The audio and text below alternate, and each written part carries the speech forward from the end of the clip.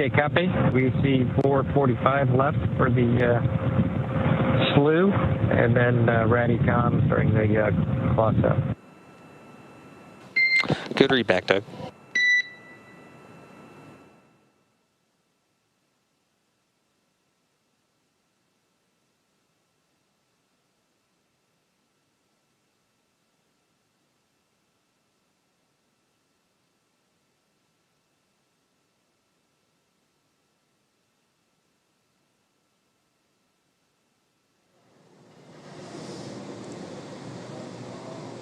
Kate, we are almost 4 minutes away from this starting. Yeah, we just heard the call out there, confirmation from SpaceX Core down here at Mission Control to Crew Dragon that we now under 5, but at the time of the call, 5 minutes away from deorbit sequence start. So like we've been mentioning before, that deorbit sequence will involve separating from the trunk and performing the deorbit burn.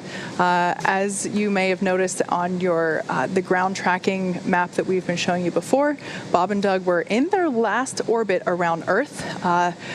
I can't remember what the number was that you quoted earlier, Dan, but they have done thousands of orbits around Earth during their 2-month duration on station. So it is really exciting that the line that we see on that trajectory map is no longer fully around it. They're coming home. We're not seeing two lines showing what their next orbit is going to be. They are on their final orbit of planet Earth, and this is their 1,024th orbit around our planet since they launched back in May of earlier this year. So we're counting down. We're under 3 minutes away from that first maneuver, and that's going to be a slew, as you heard Doug radio down. And that's essentially, we're going to change the attitude. We're going to use those Draco thrusters to essentially spin Dragon about 90 degrees to the side so we can jettison that trunk. And that'll be done in 2 stages. We'll do the claw separation and then the trunk separation. 2 minutes, 32 seconds, and counting. This is where things really pick up. This is where we really commit to coming home. And this is where we're in kind of the final stages of Bob and Doug's trip in outer space. And pretty soon we'll be seeing them in the Gulf of Mexico. Yeah, well, they are staying comfortable and continuing to monitor data and telemetry in the vehicle. Dragon is actually doing a couple of things itself to prepare for this deorbit sequence. Again, it's doing these things autonomously. It's isolating the thermal control system loops from the radiator. This is the system that will help keep Bob and Doug cool while they are re-entering the atmosphere. Like we've said before, the external temperature will reach 3,500 degrees Fahrenheit, and that thermal control system is what helps keep them cool during that time. Also, Dragon is initiating the separation of the claw mechanism, which will terminate the data, the power, and the fluid connections between the capsule and the trunk. So right now, the vehicle is preparing to execute that, and we are anticipating execution of claw separation in 3 minutes and 35 seconds. So, we've been here for 10 hours, Couple hours. I think, at this point. The webcast as a whole has been going on for almost a little bit less than 24 hours. So, we're in the final moments here as Dragon is beginning its journey home to bring Bob and Doug back to Earth. Yeah, this is the moment that Dragon is in the position to start coming home. The recovery team's already on station. They have been for a while out there off the coast of Pensacola. We are less than a minute from starting all of these carefully choreographed sequences to essentially split Dragon in half, get rid of that trunk so we have the capsule, point the heat shield back down towards Earth following that deorbit burn, and then we bring them home. We are just about 30 seconds away now from maneuvering Dragon to get ready to get rid of that claw first, and then that trunk separation. There will be about a 35-second difference or 35-second jump from separating the claw to separating the trunk, and we'll keep our eyes on the ground track for you and make sure we get kind of exact locations of when these separation events are occurring. We're looking for both the claw and the trunk to separate cleanly, and then it'll be less than 5 minutes until we do the deorbit burn. Yeah, and after that, it'll... Dragon SpaceX deorbit sequence start. All right. Great news. Never copied. All right, so the Draco thrusters on Dragon starting to fire. It's now moving its way over to the trunk jettison attitude. We should be about 2 minutes away from the claw separation.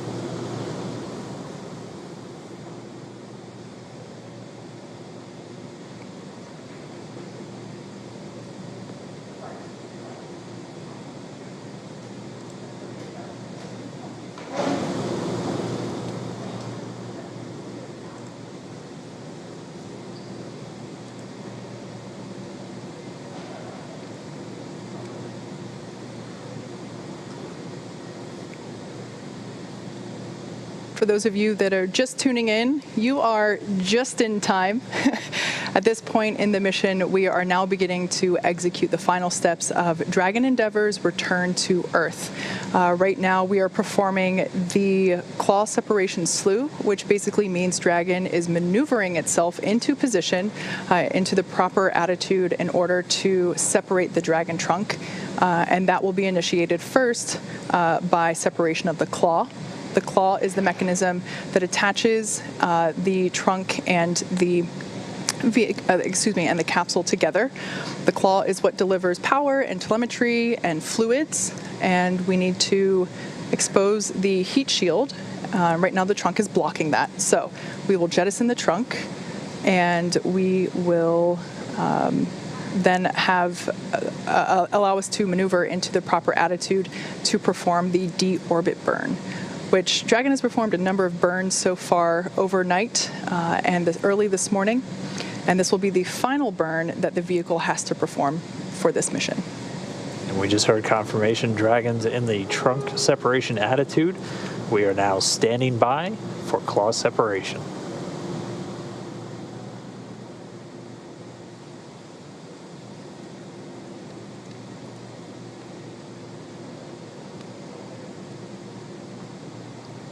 And we just heard confirmation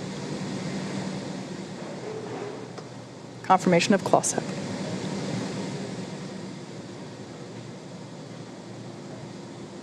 And with the claw separated, we're now standing by for the trunk separation in less than 30 seconds.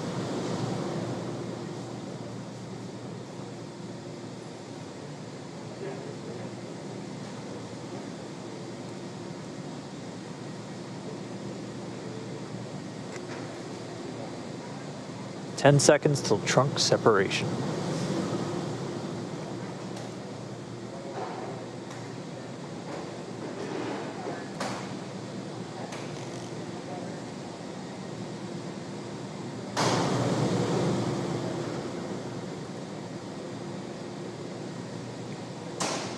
And we just heard confirmation of trunk separation. The trunk separation coming at 10:52 a.m. Pacific, with Dragon flying over the Indian Ocean just off to the west of Australia. Dragon SpaceX, we showed nominal trunk jettison. Oh yeah, we felt it. All right. So the crew just got the call, nominal trunk separation. That's exactly what we were looking for. Next up is going to be that deorbit burn. Again, this is the longest burn of their trip home. This is the longest firing of those thrusters and the last time we're using those forward bulkhead thrusters. Exactly. Those forward bulkhead thrusters, like Dan just said, that's what we're using to perform the deorbit burn. Once we do that, we will then be able, that deorbit burn will last for 11.5 minutes. Once that is completed, we don't need to use those thrusters anymore, so we will close and lock the nose cone in preparation for re-entry.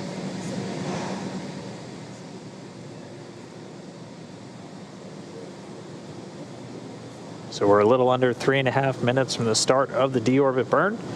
Again, our sequence of events has started. We were able to separate that claw at 10:51 a.m. Pacific. At 17:51 GMT or Universal Time. And then at 10:52, just a minute later, the trunk separating while Dragon was flying just off to the west of Australia. So claw separated, trunk separated. Next up, deorbit burn. Yeah, right now, Dragon is running exclusively on battery power now that the trunk is separated. Also, right now, telemetry is looking really good for the vehicle. The nitrox system is primed for cabin and suit cooling, and the heat shield is exposed and ready for atmospheric re-entry. Like I said before, that nitrox system, which is essentially the air that we breathe every day down here on Earth, nitrogen-oxygen combination, a mixture. It's the same stuff that they put in your scuba tank if you are a scuba diver. The nitrox system is used to cool the cabin and the suit to keep the crew comfortable during the re-entry phase. They will actually have cold air flowing through their suits themselves, as well as through the cabin itself. So a two-pronged approach to maintaining a comfortable temperature there inside the capsule. Like we said, the next event that we have coming up will be the deorbit burn, which we're expecting that to commence in 1 minute and 40 seconds.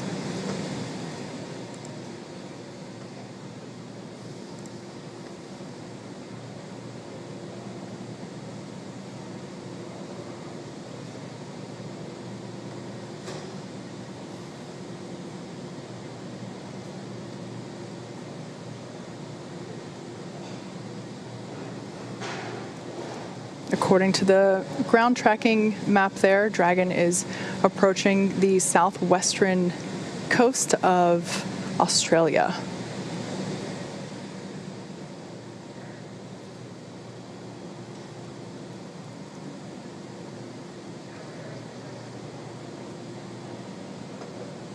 We are less than a... We're excited. Jinx. We are inside a minute to deorbit burn. And again, one more time, this is the long one. This is expected to last 11 minutes, 22 seconds. This is that burn that commits the Dragon to re-enter in the Earth's atmosphere. And you can get kind of a sense of just how far they're going to go. By the time they fire this burn, they're just going to be off to the southwest of Australia. And this is going to realign their orbit to intersect with that point off the coast of Pensacola where they're going to be splashing down. Yeah, this is the moment where Dragon is fully committed to the re-entry point. Again, we are aiming for just off the coast of Pensacola, Florida. Our recovery ship Go Navigator is ready and waiting to begin the recovery process right after splashdown occurs. Once again, if you're just joining us, we are now in the final steps of the deorbit sequence. The deorbit burn will be starting here in just a couple of seconds. And we just heard confirmation deorbit burn has begun. That coming at 10:56 a.m. Pacific. Again, while the Dragon spacecraft just off the southwestern coast of Australia. So here we go. 11 more minutes to go. I'm ready, and I'm sure it's safe to say that Bob and Doug are ready. They've done a number of interviews over the last few weeks while they were on station, and just the excitement and the enthusiasm for the mission is palpable. Just the opportunity to be able to fly these two incredible humans to the International Space Station and back is such an honor, and we're just really excited to get our space dads home safely and back to their families as quickly as possible. This deorbit burn that we are currently in, it will last 11 minutes and 22 seconds.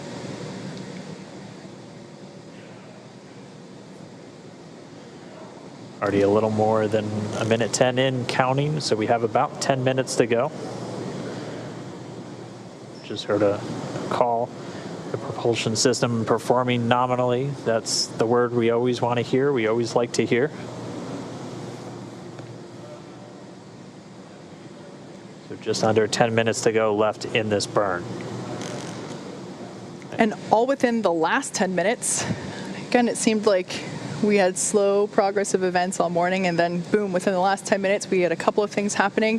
Dragon maneuvered itself into the appropriate position to jettison its trunk, and it did so successfully, nominally, and then it initiated the deorbit burn just a couple minutes ago. Like I mentioned earlier, this deorbit burn is the last time those 4 forward Draco thrusters will fire, forward kind of meaning at the top of the capsule. Dragon Endeavour has not yet entered Earth's atmosphere, but this deorbit burn is what will line the vehicle up and put it on its final trajectory to the landing site in the Gulf of Mexico. Right now, although we can't see it at the moment, Bob and Doug are using their screens to keep tabs on the burn duration, Draco thruster firings, and trajectory details such as entry angle, capsule perigee, and how much distance is remaining until that deorbit burn terminates. So Dragon is flying itself, so all they really have to do is stay strapped in their seats and keep tabs on things.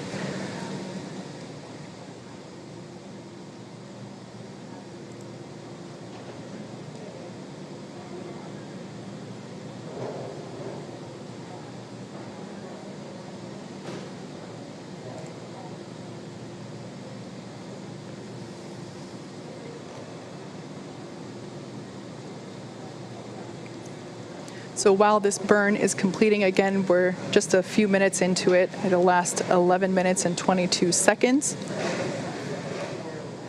We have a couple more events coming up afterward in, let me check my timeline here real quick. In just under 44 minutes, we will have the initial parachute deployment. So that is essentially when we will be deploying the drogue parachutes, the small parachutes that are designed to further slow down the capsule as it is re-entering the atmosphere, as well as stabilizing it. And then a minute after that, we will deploy the drogue parachutes, and that is targeted for 11:44 a.m. Pacific, 18:44 Universal. And then just a couple minutes after that, we will have Splashdown. So again, that's all in just under 44 minutes. Right now, we are performing the deorbit burn. We've got a little over 7 minutes left in this burn. And the only performance call we've gotten so far is everything's still looking good with the propulsion system on Dragon. Once this burn completes, we will have kind of a couple minutes, about 3 minutes to catch our breath before things pick right back up and we get the nose cone closed. And then there'll be a bit more of a gap, and at that point, they will maneuver Dragon to its entry attitude, essentially heat shield pointed down and into the line of velocity, and that heat shield protecting them from the heat of re-entry. Temperatures getting up to about 3,500 degrees on the Dragon spacecraft. But everything looking good. We're about 5 minutes into this deorbit burn. Again, it started right at 10:56 a.m. Pacific time, 17:56 GMT.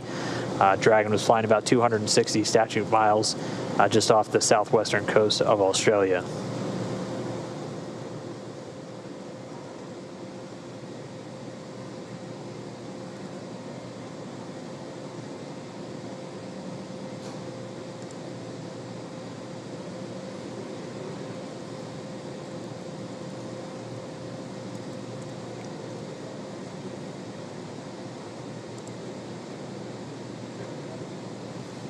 So right now, during this burn, we just heard a call that we're halfway through the burn and everything is looking great, everything performing nominally. During this burn right now, Bob and Doug are currently monitoring the Deorbit tool, which, like I said earlier, captures things like the perigee, the reentry interface, how much distance remains before the burn itself is terminated. They're also monitoring the burn duration and the firing of those Draco thrusters located there at on the forward bulkhead of the capsule. There on your screen, you actually can see what Bob and Doug are seeing right now. That is that tool on their screen. So on the left and the right of the center screen, that is the Deorbit. That is the Deorbit monitoring tool.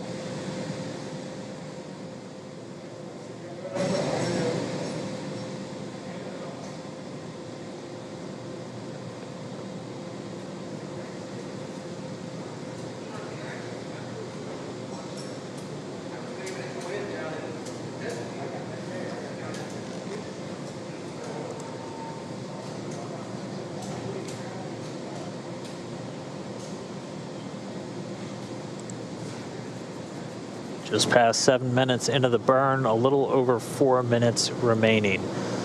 Everything's still looking good with Dragon Ship Endeavor's deorbit burn to commit it to coming home. Everything continuing to be on track for our splashdown. Again, our splashdown time right at 11:48 and 24 seconds Pacific was the calculated time. It would be typical if we're a couple seconds on either side, but that time is 18:48 GMT or universal. But we're already through several of the really major steps to initiate this re-entry. The claw is separated, the trunk is gone, the deorbit burn has begun, and we're more than halfway through, just a little under 3.5 minutes remaining.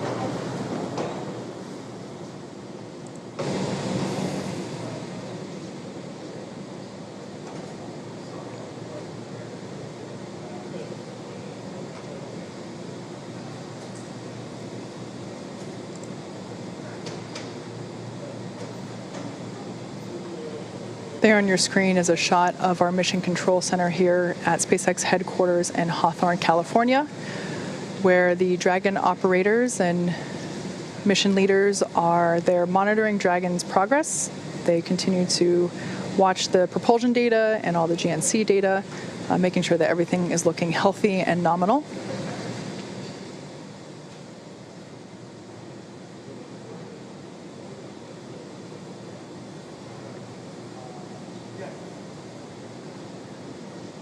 We're just about 2 minutes, 30 seconds until the end of this burn.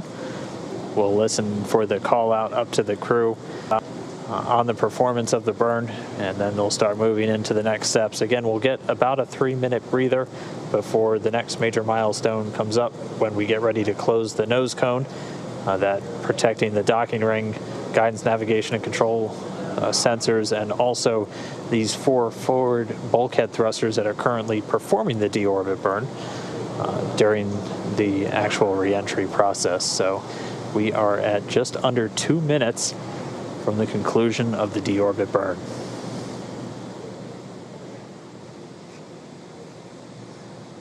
Again, Dragon is committed to its splashdown point. There is no going back. Yeah, we already have the recovery team ready and on standby. They've been there for quite some time now. Here, and we have about 90 seconds left in the burn. Weather looking great at the splashdown site off Pensacola. Winds just around 2.5 miles per hour. Sea being described as like glass by the Corps here in Hawthorne, radioing up to the crew. Ended up getting fantastic weather for this first crewed splashdown of Dragon. We are 1 minute away from the end of deorbit burn. Again, this burn is placing Dragon on its final trajectory to the landing site off of the coast of Pensacola, Florida. That is in the Gulf of Mexico. And our recovery vessel, Go Navigator, and the recovery team are ready and waiting to see Bob and Doug come back through the atmosphere.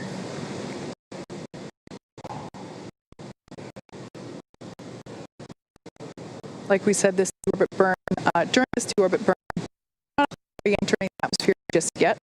That won't happen for about an hour.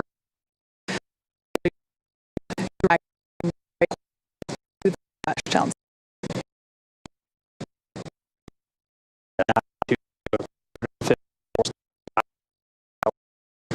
We are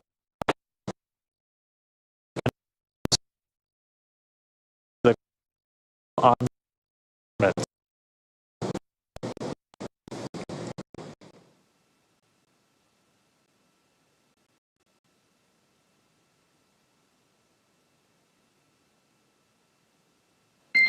Dragon, SpaceX, deorbit burn complete, performance nominal, nose cone closure initiated.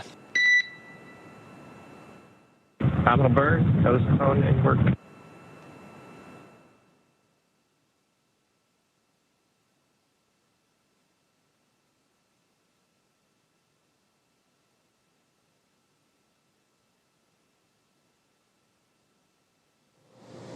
All right.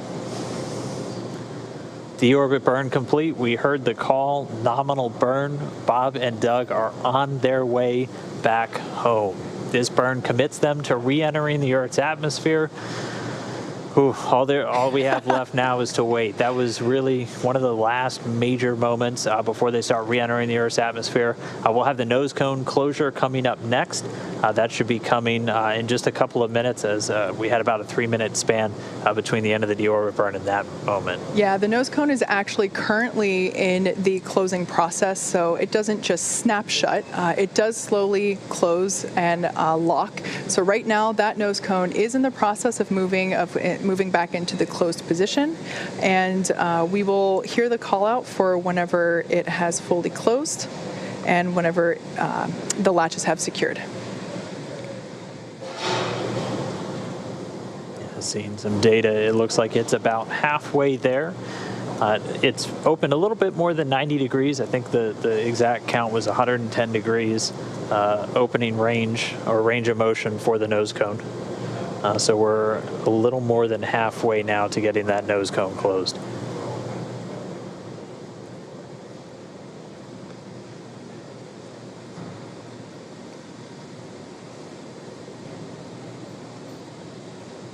So I have just heard that we have a visual on nose cone closure.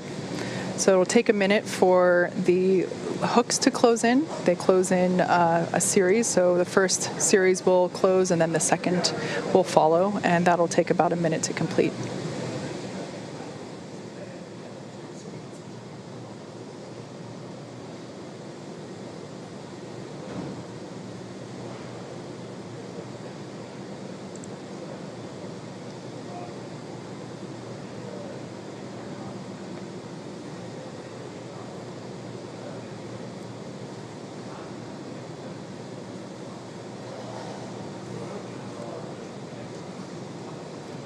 All right, well, as we just wait for the finish to that nose cone closure, we'll have a bit of time again. We'll have about 20 minutes, or a little over 21 from right now, until we really start re-entering the Earth's atmosphere. We're expecting that entry interface in about 21 minutes.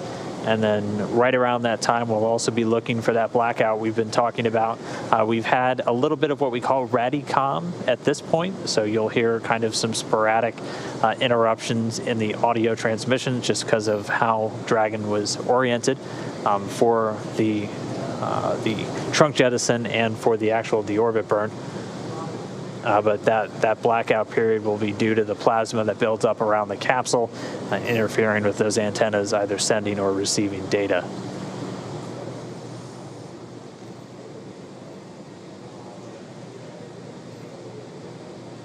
So I've heard the call out that the first set of hooks for nose cone closure are in motion. So this will complete in 2 sets. The first set is now in motion, so really good news to hear that. Everything looking good so far. Like I mentioned before, in the background, Dragon has inhibited the forward bulkhead Draco thrusters that we just used to complete that deorbit burn. This is to ensure that it's safe to latch that nose cone shut for reentry. Also, the vehicle has initiated the nitrox purge. Nitrox is simply a mixture of nitrogen and oxygen. It's what we breathe, and the nitrox that is being purged into the system is cooled, so allowing that cool air to circulate around the cabin, but also inside of Bob and Doug's suits, will help to keep them cool and comfortable during re-entry, which will be coming up in about 20 minutes. We're currently tracking 23 minutes and 20 seconds until entry begins.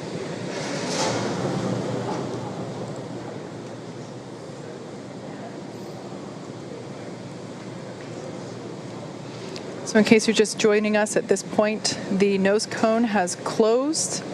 The forward thrusters have been disabled, and we are latching the nose cone.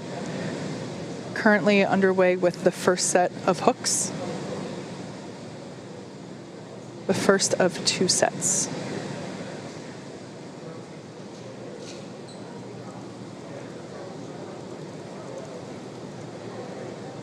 And we just had confirmation that the first set of hut will begin to close as well.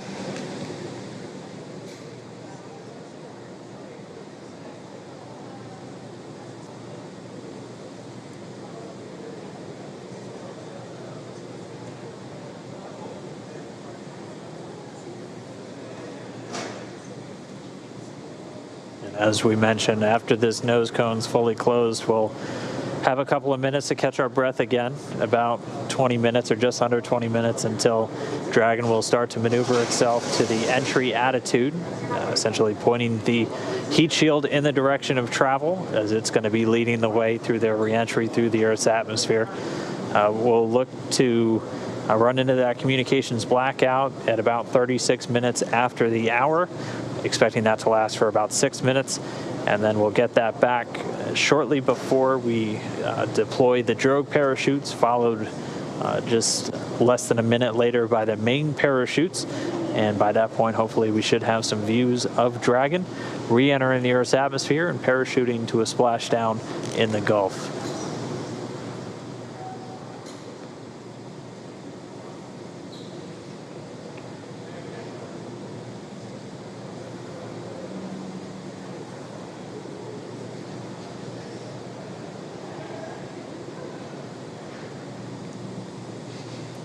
So there in the front row of Mission Control in the center, you can see CEO Elon Musk and our President Gwen Shotwell sitting side by side at those center consoles.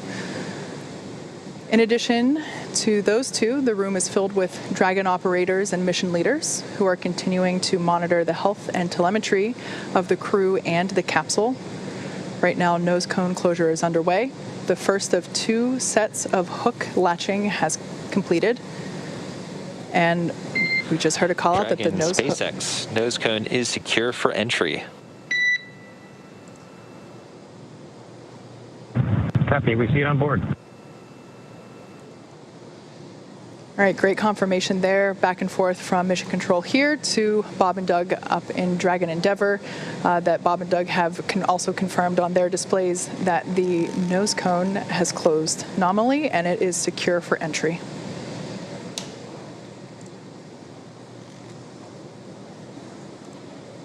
All right, so that nose cone close completion. A lot of tongue twisters with this right now. Coming with Dragon still flying over the South Pacific. It is on its way home. We're going to gradually start to see its altitude dip. Right now, already only 207 miles over the Earth's surface. It was at about 260 miles when it was still over on the other side of the Pacific Ocean off the southwestern coast of Australia when it fired its engines for that deorbit burn. So its altitude going to continue to drop. Once it gets to about 100 kilometers in altitude, or about 62 miles, it's going to begin what's known as entry interface. And that's when it really begins to start to feel the effects of the Earth's atmosphere. Will once again be experiencing lift and drag as it's no longer in that near vacuum environment in low Earth orbit.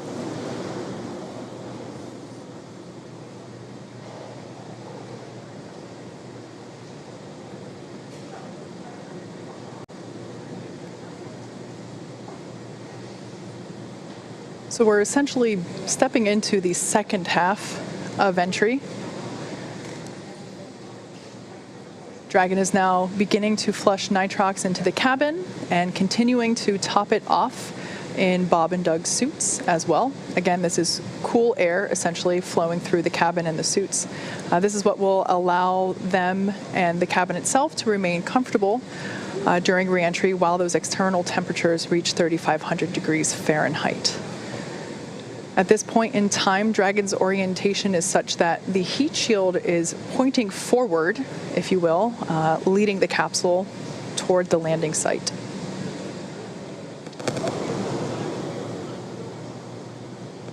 If you've been following along over the last couple of days, you know that weather has been a big ticket item for us. The recovery team has been busy over the last week working to determine the selection of a landing site In order to increase the options for space station departures, the team identified a total of 7 possible splashdown locations.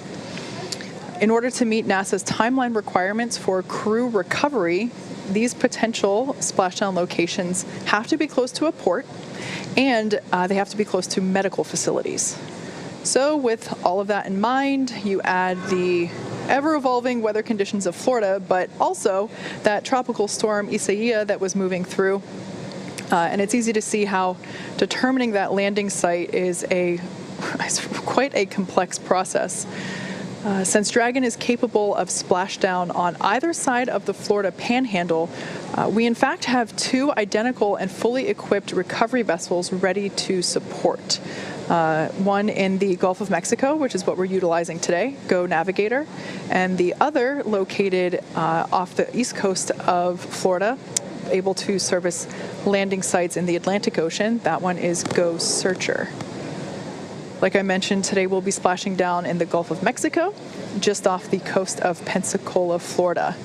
Go Navigator, that recovery ship I just mentioned, is in place and ready and waiting for Bob and Doug. The WB-57 plane, if it hasn't taken off already, I'm sure it will be very soon. Yep, it's in the air. Okay, great. That's what will provide our first views of Dragon during reentry. We'll get a thermal cam off of that airplane, allowing us to see the capsule as it is reentering the atmosphere. If you were tuned in for our Demo 1 broadcast, it was basically a big ball of light coming at us. We'll also have cameras on board the recovery vessel, so as Dragon gets closer and is deploying those parachutes, we will also be able to have hopefully some really clear footage of that all occurring as well.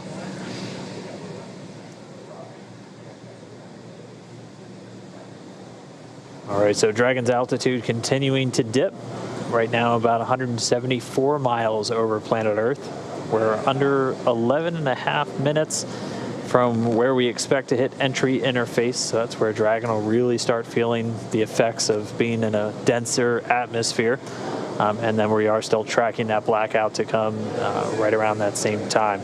We are under 27 minutes away from splashdown. So we are under 27 minutes away from Bob and Doug being on planet Earth for the first time since May 30th.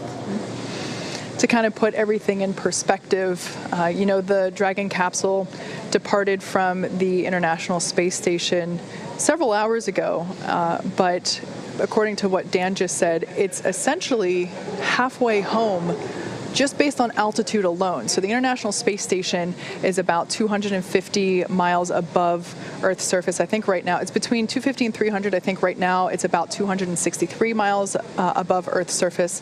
So based on that telemetry that Dan just read off, is from an altitude standpoint, Dragon is halfway home, and yet that second half is going to be covered in the next 27-ish minutes while we wait for splashdown and recovery, versus the several hours that we've been covering since yesterday. Yeah. Yeah, and we will continue to see its speed drop as it's dropping out of orbit. It's starting to hit the atmosphere. It's starting to slow from the effects of that friction, generating the heat on the heat shield and building up the plasma eventually around the spacecraft. Its speed's going to continue to drop. It's already below 17,000 miles an hour, and it'll drop to essentially a terminal velocity of about 350 miles an hour right as those drogue chutes deploy. And those are going to pop out when sensors on the Dragon spacecraft, both GPS and pressure sensors, tell the spacecraft it's at the right altitude, and then those will automatically deploy. Those drogues coming out of the top section of the spacecraft using 2 mortars, or pyrotechnics essentially, to deploy those to do the initial slowing and stabilizing of the Dragon capsule. Yeah, then after that, the main parachutes will pop out and further decelerate it to about 119 miles per hour.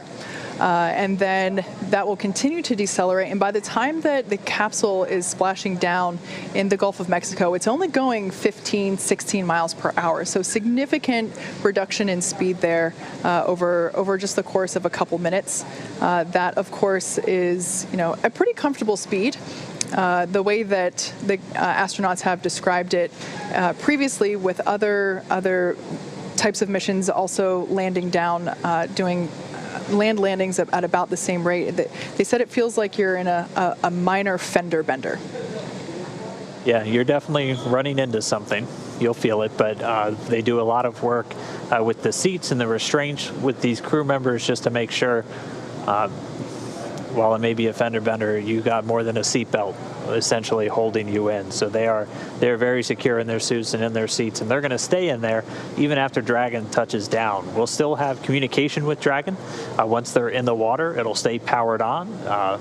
Probably most importantly, the air conditioner will continue to work while they're in the capsule in the now Gulf of Mexico, and much warmer temperatures than they've seen for the last couple of months. And we'll still be able to talk to them from here in Hawthorne, and the recovery teams will be able to as well. Yeah. One of the things we might see them do, depending on sea states and everything after they touch down and the crew themselves, they'll still have a couple of demonstration tasks potentially to carry out. They have a satellite phone inside of the capsule that has its own satellite antenna integrated into Dragon, and they're able to use that independent of Dragon's communication system. So one thing we might hear them do is do a test call on that to the teams here in Hawthorne. We wouldn't be able to hear the call, but you would hear the go to do it over the Dragon to ground audio that we've been listening to this entire time. So still have a couple of demonstration steps, essentially, as, again, this is a test flight. This is the flight to really prove out Dragon systems, to bring crew members from Kennedy Space Center to the space station and return them safely to Earth. And so far, we have had a flawless ride downhill. We've completed the deorbit burn. Dragon is continuing to drop down. It's right now at about 132 miles over the Pacific Ocean. Pretty soon we're going to see its ground track cross over Central America, out over the Gulf, culminating in that splashdown in the Gulf just off the coast of Pensacola.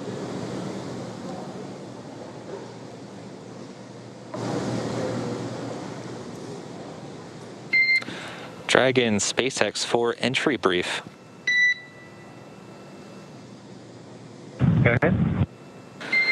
Okay, Doug, we have no update to timing because the burn went great and your vehicle is still looking really good for entry. No health issues at this time.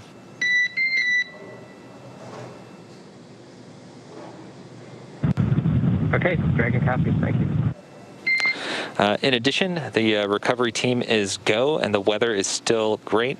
Winds are about 2 knots and waves about 1 foot. From the ship, they're reporting very calm. How copy? Copy. Good weather at the landing area. Thank you. Okay, and last piece is that we do expect some additional RADICOM during entry prep 2 due to vehicle attitude.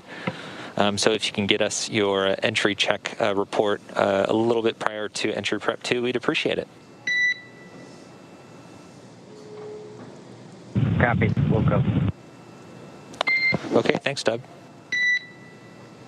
So there we just had a bit of a briefing between Mission Control and Bob and Doug up in Crew Endeavor, just confirming with them that the deorbit burn was great and that the timing on their pads doesn't need to be updated. We are able to upload new trajectory calculations, including times that remain live depending on how the burn goes, and at this point in time, those don't need to be updated. It is important that they do remain accurate because Bob and Doug, their primary mission right now is to continue to monitor the vehicle status and telemetry and data being presented to them on their touchscreen displays in front of them, and so during the more dynamic events, they certainly want to be aware when things like parachute deploy will be happening and when splashdown is expected. So making sure that the timeline of events, the sequencing is accurate is certainly important in order for them to stay aware and updated of upcoming events. And just another quick position check. Dragon still out over the Central Pacific, down to about 108 miles in altitude. We're expecting that entry interface to come up in the next 4 minutes or so. Again, at that point, Dragon should be at an altitude of right around 62 statute miles, or about 100 kilometers, and that's when it really starts to feel the effects of the atmosphere. It starts to experience the lift and drag and other atmospheric effects it's been free from while flying in the near vacuum of low Earth orbit. So continuing to drop in altitude, still looking for an on-time splashdown. Should just be about 19 minutes from now.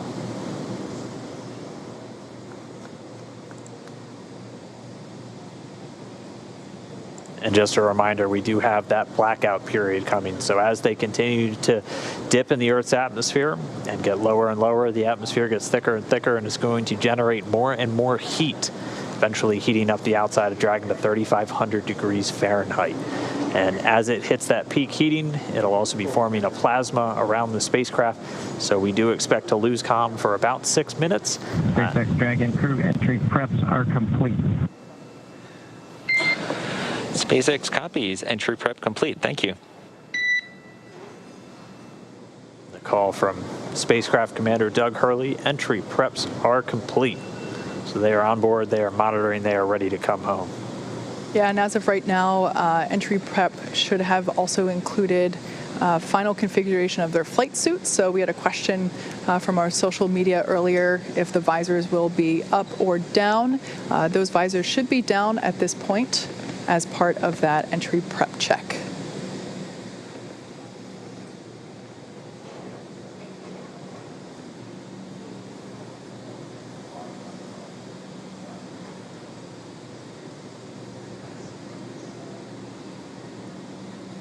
In that last briefing, we also heard that the weather is looking good.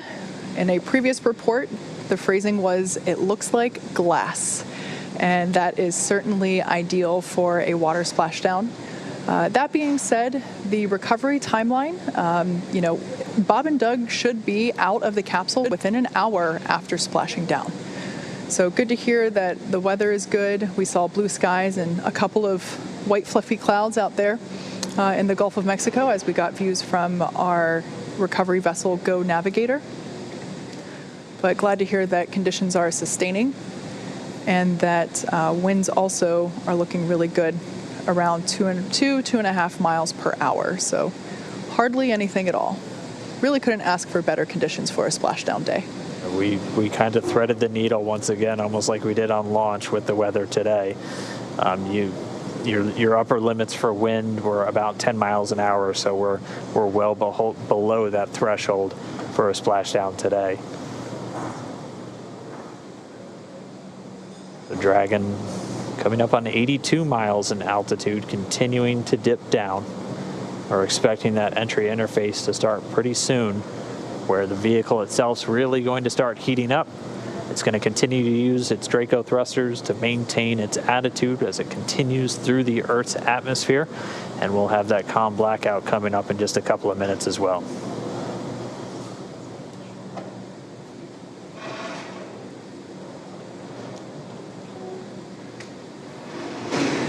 Just heard the cabin purge has started again. This is when they're going to flush the cabin of Dragon with cooled air. They're also going to do a suit purge, running cooled nitrox through the suits for Bob and Doug just to keep things at a comfortable temperature for them as the capsule goes through the re-entry and starts to heat up.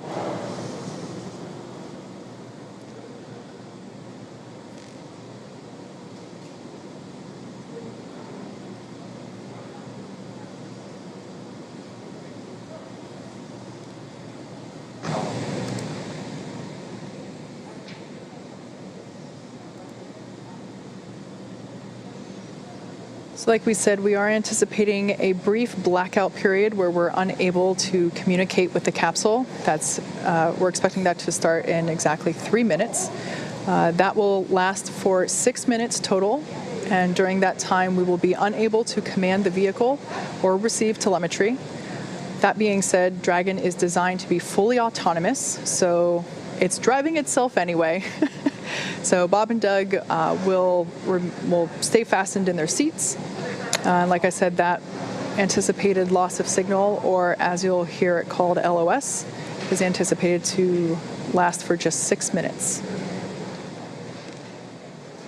During that blackout period, the capsule will will encounter what's known as entry interface. This is when the capsule is now really in the Earth's atmosphere and beginning to be subject to aerodynamic forces. This is also when a lot of that friction will begin to build up and raise the external temperatures. Dragon SpaceX, we show 2 minutes until predicted calm blackout. We will see you on the other side at 1842.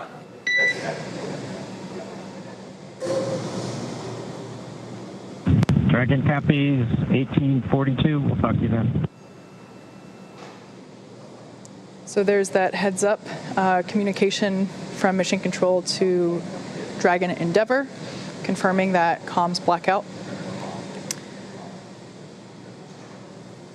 Like I was saying, during the blackout, the Dragon capsule will be going through entry interface, where it is encountering aerodynamic forces, really starting to build up the external temperature and that external temperature will reach about 3,500 degrees Fahrenheit. However, the interior of the cabin is environmentally cooled, so Bob and Doug should remain comfortable during their descent. There will be cool air flowing not only through the cabin itself, but also through their suits. The suits have sensors on them that are able to detect the temperature inside that suit, and once that sensor reads that it has reached the maximum temperature threshold, it'll flush the suit with some cool air and really circulate and cool it down.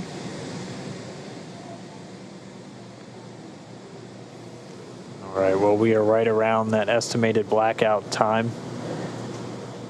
As we heard the call, we'll see them on the other side, expected to regain that communication at about 42 minutes after the hour. So for these next 6 minutes, they're already less than 60 miles in altitude. And this is when the capsule is really heating up during that reentry, reaching temperatures of around 3,500 degrees Fahrenheit, as again, you're essentially hitting the atmosphere more than 17,000 miles an hour, and the friction building up that plasma around the spacecraft. And that's what's going to prevent us from talking to Bob and Doug or getting data back from the spacecraft for the next 6 minutes. Its flight computers are in control, though. It's going to continue to maintain its appropriate trajectory and attitude, having attitude determination devices on board the capsule, not reliant on communications with satellites. And it's going to continue Dragon down the correct path for this splashdown off the coast of Pensacola. So we are in that blackout period. We're going to continue to stand by until we get them on the other side.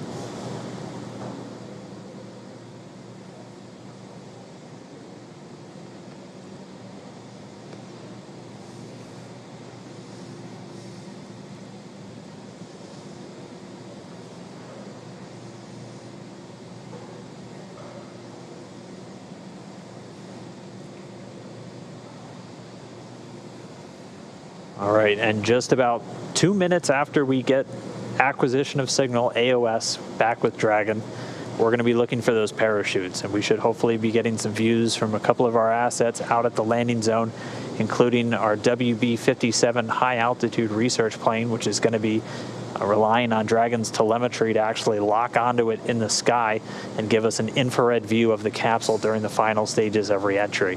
We're going to be looking for the drogue deploys at about 44 minutes after the hour. Those will be 2 drogue shoots that are going to come out when the vehicle is still moving at about 350 miles an hour. And it'll be at an altitude of about 18,000 feet.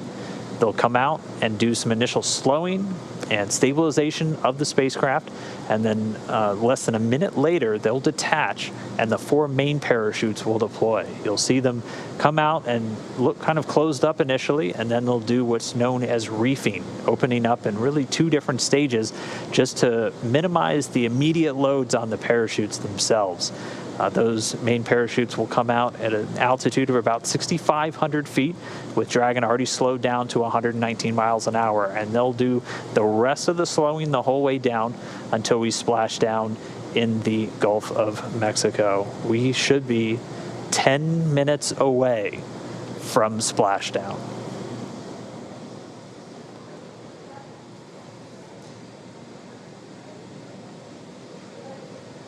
So right now we're getting our cameras on the WB-57 airplane, which is in the area, getting those cameras ready to give us our first glimpse.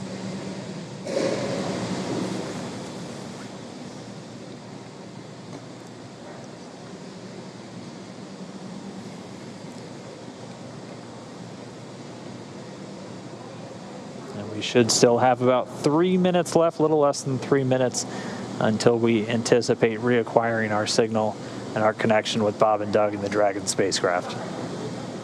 If you're just tuning in, we are in a blackout period that we were expecting. This blackout period will last a total of 6 minutes, and we're about halfway through there now. At the moment, Dragon is re-entering the Earth's atmosphere, and due to the plasma building up on the exterior of the vehicle, we're unable to communicate or send commands, but Dragon is fully autonomous. It is steering itself. And right now, Bob and Doug are flying home.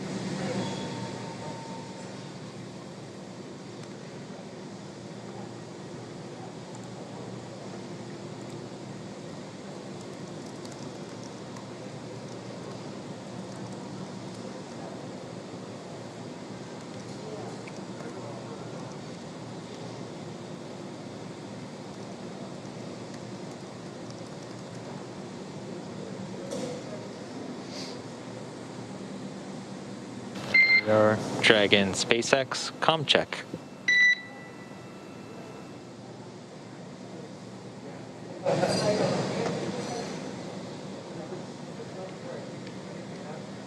So we're still inside that anticipated blackout window. It does look like we are getting maybe some sporadic data starting to peek through. This is why you heard that communications check with the spacecraft.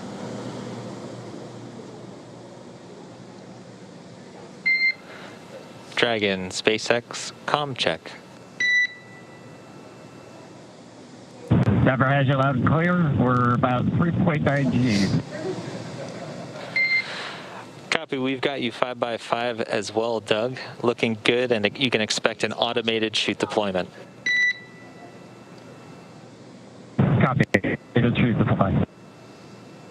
All right, really good news there. We have come out of the blackout period, and we have reestablished connection with Dragon Endeavour with NASA astronauts Bob Behnken and Doug Hurley on board.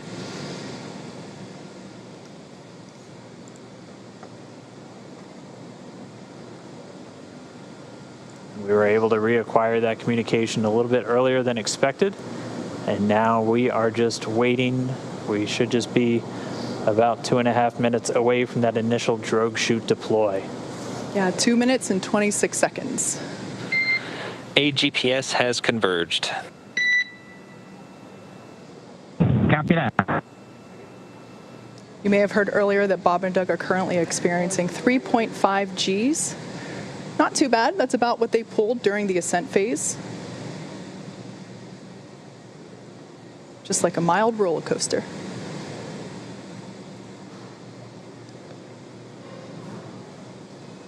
So the vehicle is now over the Gulf of Mexico. It is approaching the landing zone off the coast of Florida near Pensacola, and there we have our first shot. There it is. The first view from the WB-57 airplane. It is dipping in and out a little bit. This is going to be an infrared camera showing us Dragon re-entering. We have that comm back with Bob and Doug. You heard AGPS is converging. Dragon has 3 GPS units that it uses actually in the parachute deployment process, as it helps, along with the pressure sensors, really give a solid altitude to the flight computers on when these are supposed to deploy. And we're standing by for the drogue chute deployments. We should be just under 5 minutes away from splashdown. Passing 15 kilometers, brace for drogue window. Copy, we're braced. Just about 14 kilometers in altitude, 8.4 miles, continuing to descend. There on your screen, we have a shot of the capsule as it is preparing to deploy those initial parachutes, the drogue parachutes.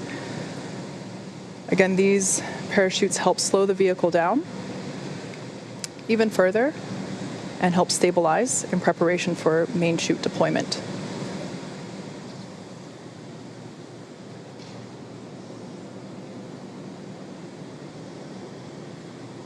Right about now, the capsule is going about 400 miles per hour, decelerating quickly.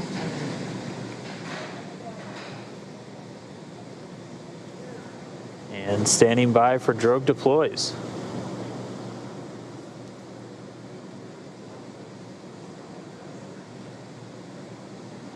Visual, 2 drogues out.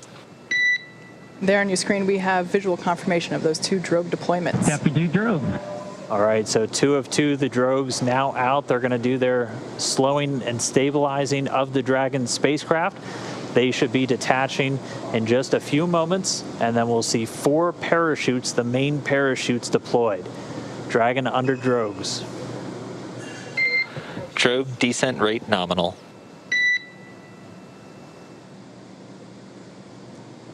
So the expected descent rate, the expected velocity under the drogues nominal, we're right at around 150 miles an hour and already dropping. You can see the drogues now detach.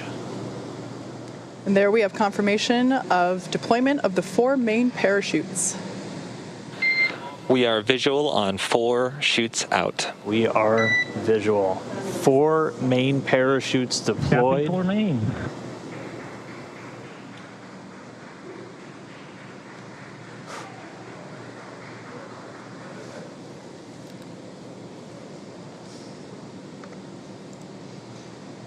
So at this point, the main parachutes have deployed. They are inflating, as you can see there on your screen, continuing to slow Dragon down significantly. We are anticipating splashdown in just under 2 minutes and 30 seconds. Yeah, we've already slowed the vehicle down to about 16 miles an hour. It's already less than 1 kilometer in altitude.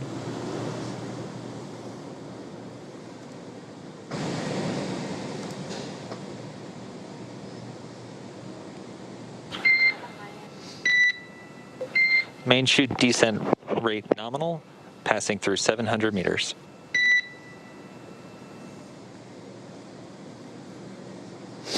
So at this point, Dragon has saved all propulsion systems on 600 board. meters. 600 meters. And we're 600 meters above the Gulf of Mexico. Should be approximately 1:30 from splashdown.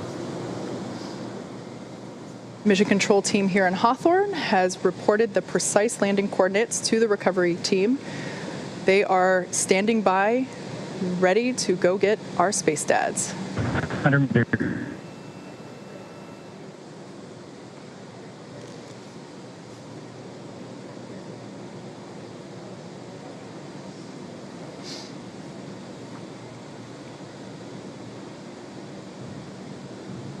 We just passed about 300 meters. 1 minute till splashdown. $200 meters. We are braced for splashdown. Copy, brace for splashdown. So there we heard Bob and Doug reporting that they are bracing for a splashdown. We should be able to see the Gulf of Mexico here in the shot just momentarily, as we're now just about 20 meters off the ocean.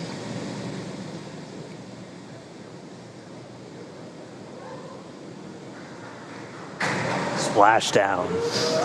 As you can see on your screen, we have visual confirmation for splashdown. SpaceX copies and concurs. We see splashdown and mains cut. Dragon Endeavour has returned home. NASA astronauts Bob and Endeavour, Doug. on behalf of the SpaceX and NASA teams, welcome back to planet Earth, and thanks for flying SpaceX.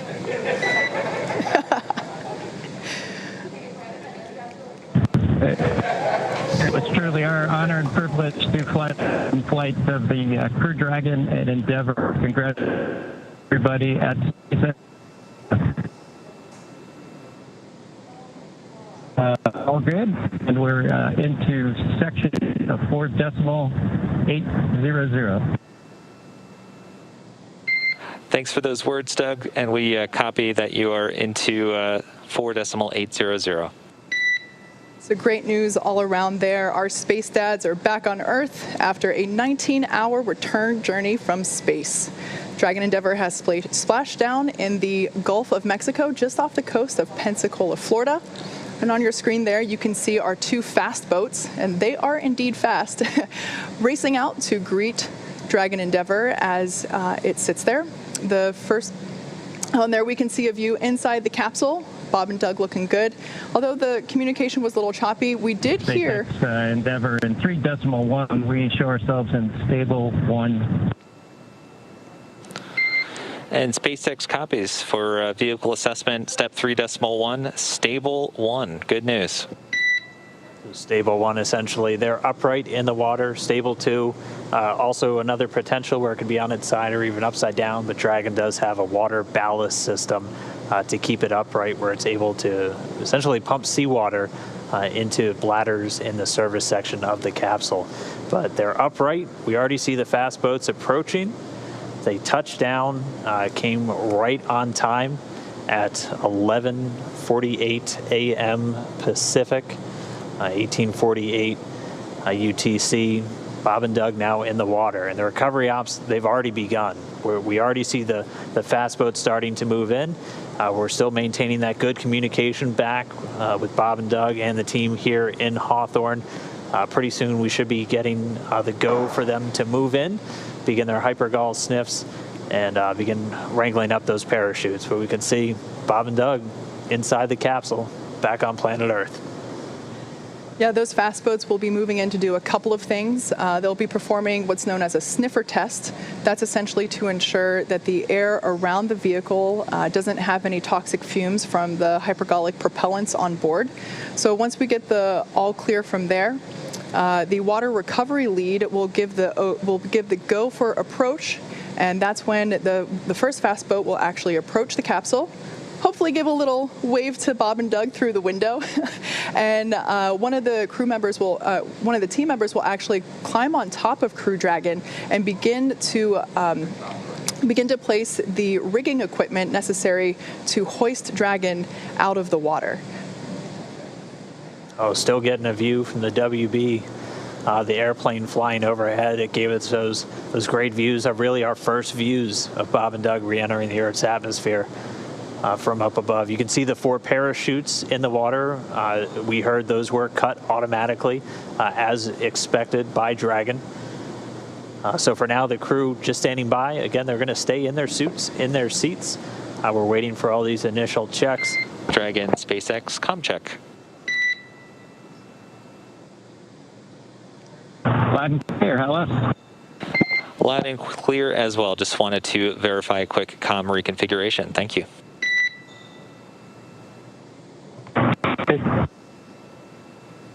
So essentially what just happened there is they reconfigured... And Solo, if you can just relay status of the fast boats and the recovery as you get them, we would appreciate it. You bet. Absolutely, Doug. Wilco. So what just happened there, you heard comms reconfiguration. That's essentially looping Bob and Doug's communication into the into the recovery team, so that they can hear feedback from Bob and Doug directly as well. Now, we talked a little bit about SpaceX Endeavour. You can let Ben and James know we're doing pretty good so far. Okay, we'll let the flight docs know that you're feeling good so far. Thanks for that update.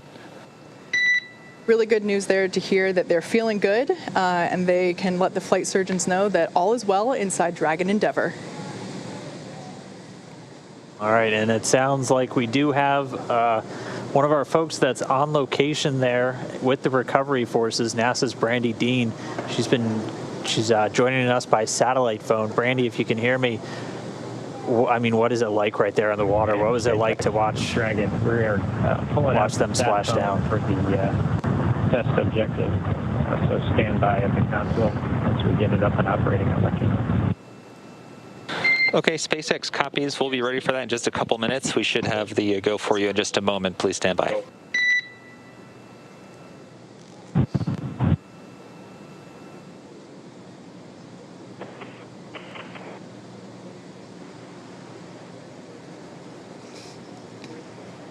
I can hear you, but they're good.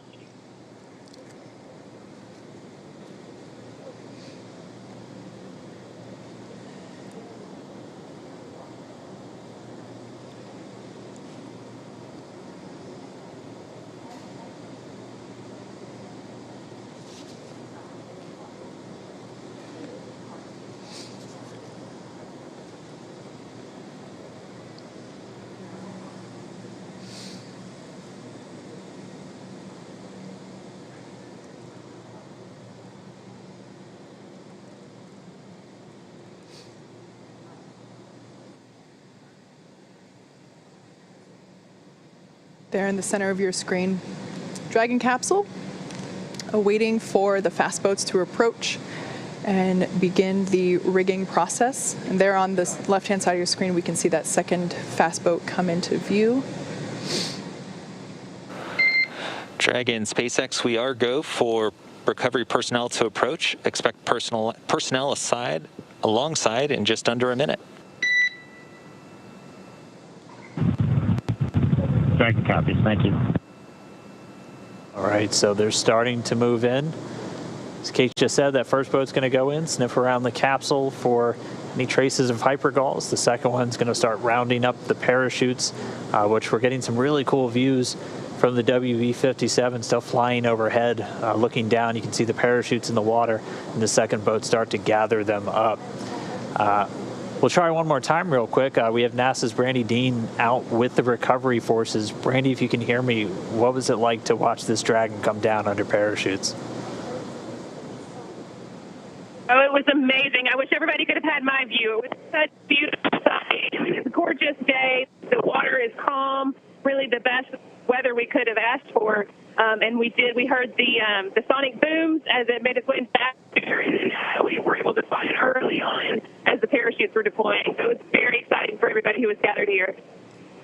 That's incredible. We actually had some questions from people if you'd be able to hear the sonic boom, and we weren't sure. So I'm really glad you just answered that for us. I mean, we talked so much about the weather. You said it looks great. What was it like on the ride out there? Has it just been kind of clear skies and clear seas the whole way?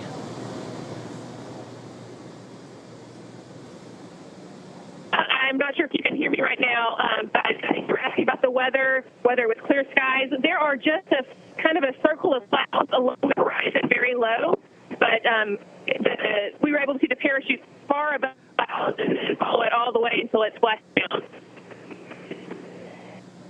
All right, well, we're not getting any views on the boat, so what kind of activity is taking place right now? We're able to see the fast boats approaching the capsule. What's everybody doing on the boat to just kind of get everything ready?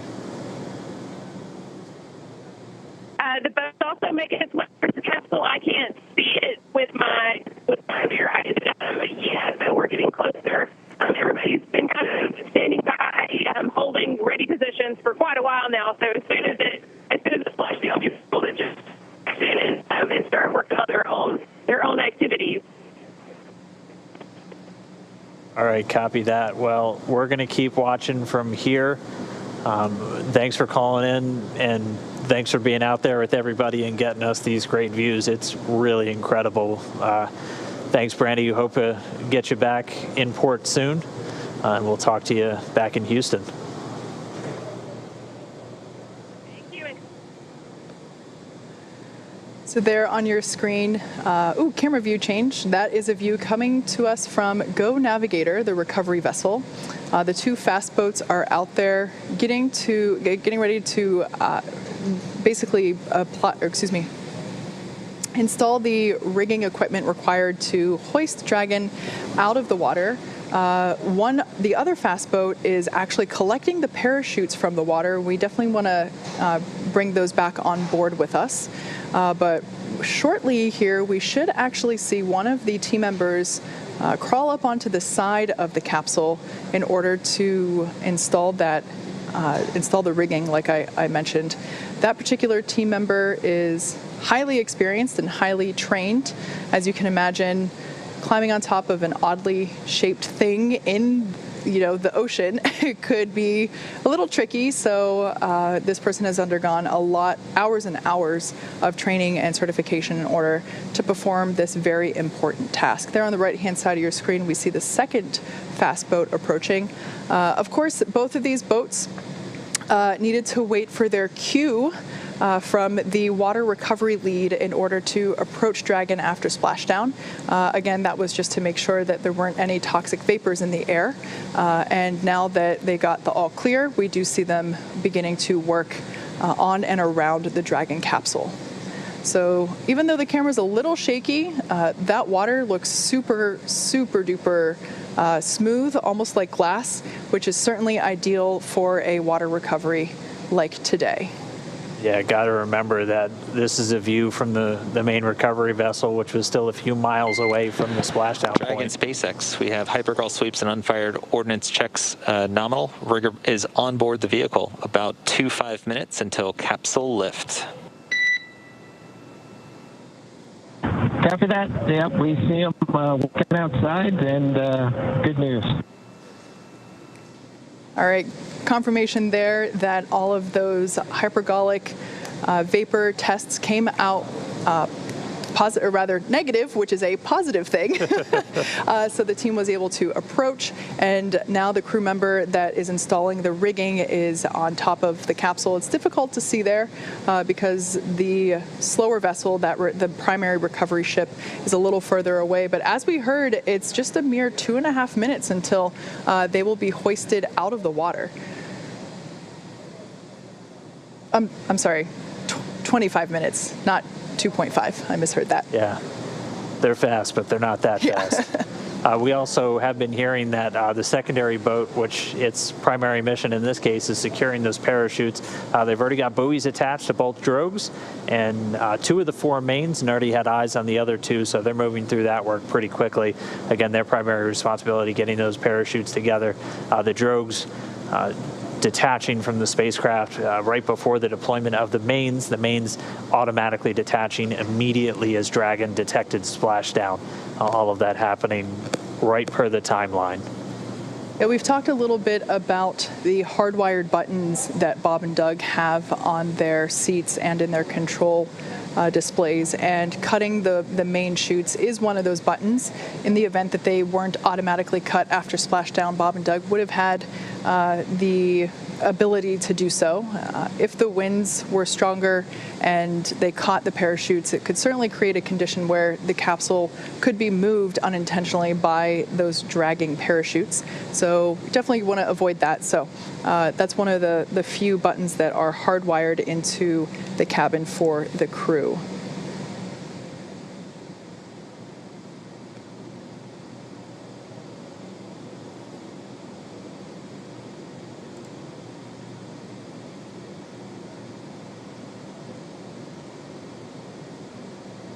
And again, right now we're expecting about 20 minutes for the main recovery vessel, the GO Navigator, to reach Dragon. By that point, all the rigging will be affixed, and then they'll be able to use the A-frame hydraulic lift on the back of the vessel to begin to pull Dragon up out of the water. Bob and Doug did report they're seeing the guys climbing around outside their window on the capsule, getting that rigging affixed. Still doing good from all of their reports. And we're just going to see the vessel continue to close in. It's a little over 1.3 nautical miles still away, but you can see things starting to sharpen up in our view as it does draw in closer. One thing I didn't get to mention as the sequence events was happening, everything was going so quickly, just before the drogue deployment, the seats automatically rotated to about 26 degrees. And so if you think back to when we saw Bob and Doug while they were still on orbit and during the deorbit burn and all their departure burns, they were actually laying closer to on their backs at the 40-degree position, where essentially they were looking up at the top of Dragon capsule, like their stomachs were facing the top nose cone there. At this point, the seats would have rotated, so they're in a little bit more of an upright position. That's done to ensure that the loads experienced from landing are, doesn't hurt them.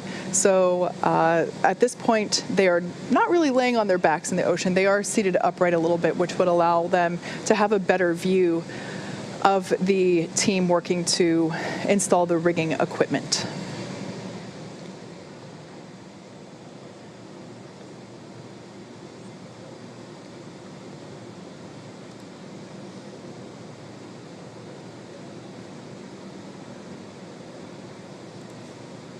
So at this point, we're at about 22 minutes until Dragon will be lifted onto the recovery vessel.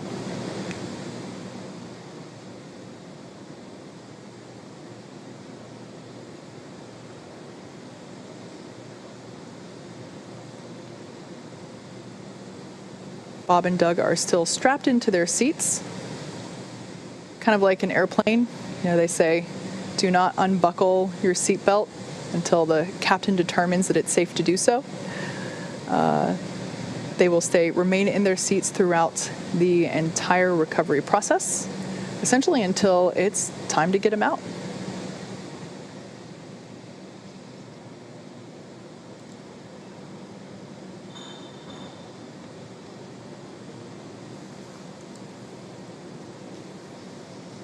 Like I said, we are expecting to lift Dragon onto the Go Navigator recovery ship in about 21 minutes.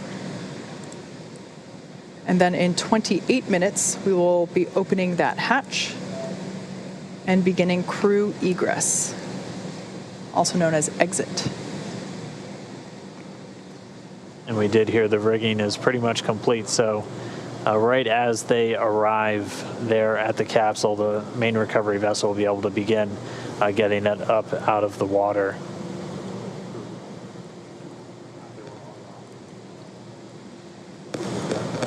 So now as the recovery vessel Go Navigator is getting closer to Dragon's position there off the coast of Pensacola, Florida, we're able to see the capsule in a little bit more detail.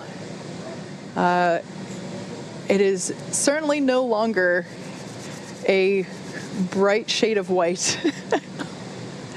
Like we said, those external temperatures were reaching up to 3,500 degrees Fahrenheit.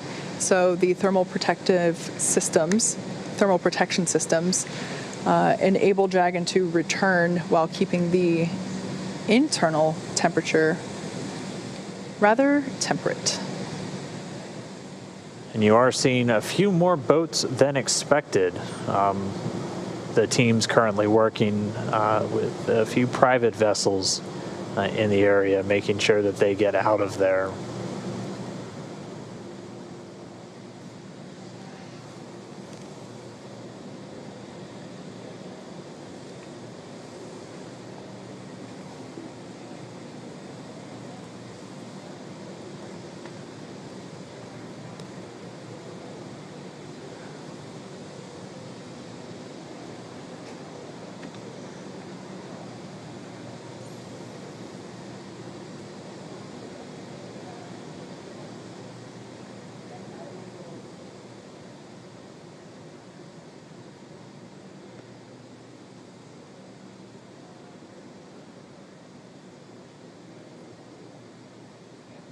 And now we see one of the SpaceX fast boats moving in.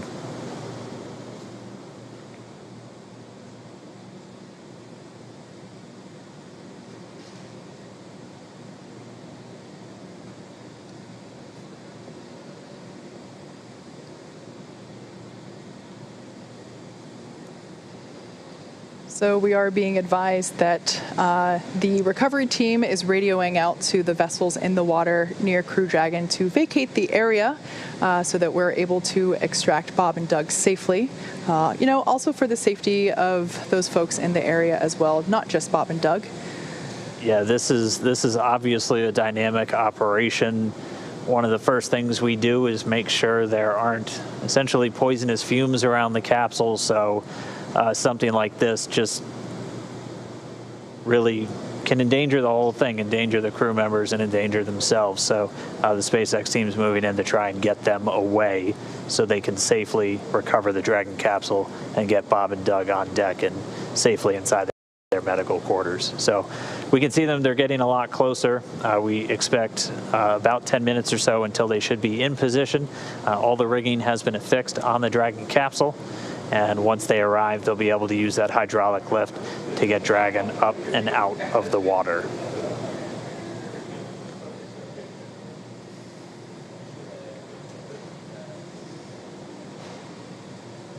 So the recovery vessel Go Navigator is getting closer and closer to Dragon Endeavour as it awaits its recovery, or as it awaits to be hoisted out of the Gulf of Mexico. Again, we landed just off the coast of Florida near Pensacola. Maybe next time we shouldn't announce our landing zone. Oh, there we got a shot from our WB-57 plane. It looks like that area has cleared out significantly, so that is good to see.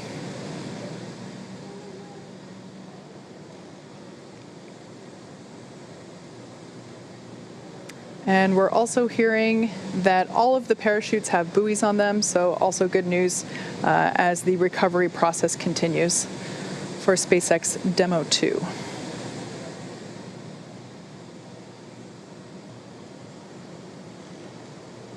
Dragon SpaceX for comm reconfig. Go ahead, Mike. Hey, Doug, we're about to reconfigure the forward link. We may lose that for about 1 or so minutes, and that should happen shortly. Copy. Yeah, just give us a call back when you think you got it back. Will do.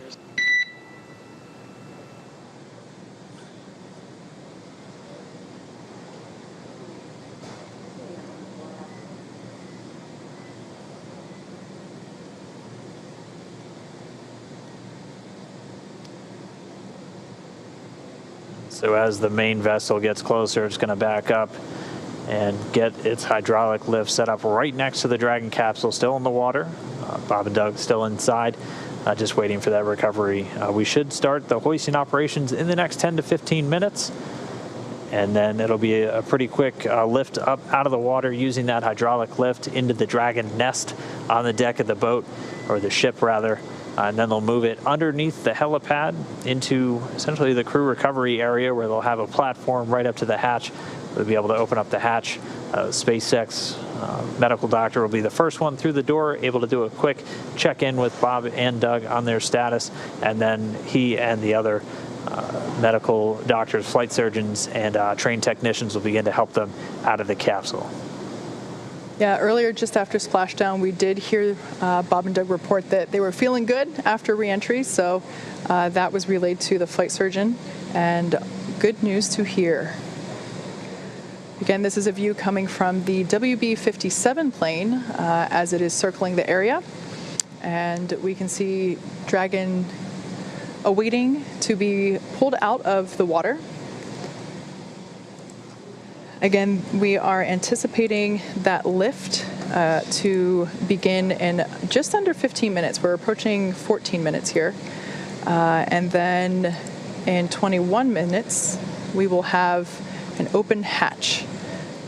And you can see the main recovery vessel in the top right there. That's the helipad with the big SpaceX X on top. It's now backing up towards the capsule. Certainly not to be confused with one of our landing drone ships.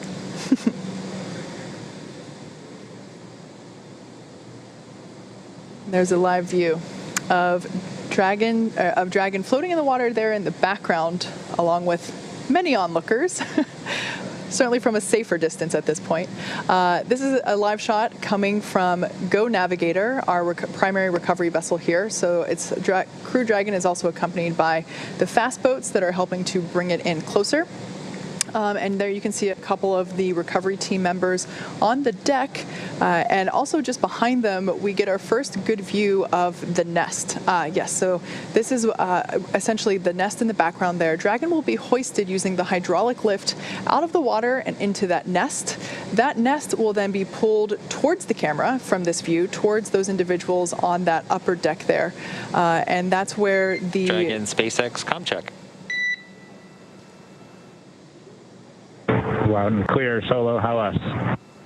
Loud and clear as well. And from the video, it looks like the boat is about one length away, about 5 to 10 meters, backing up to you.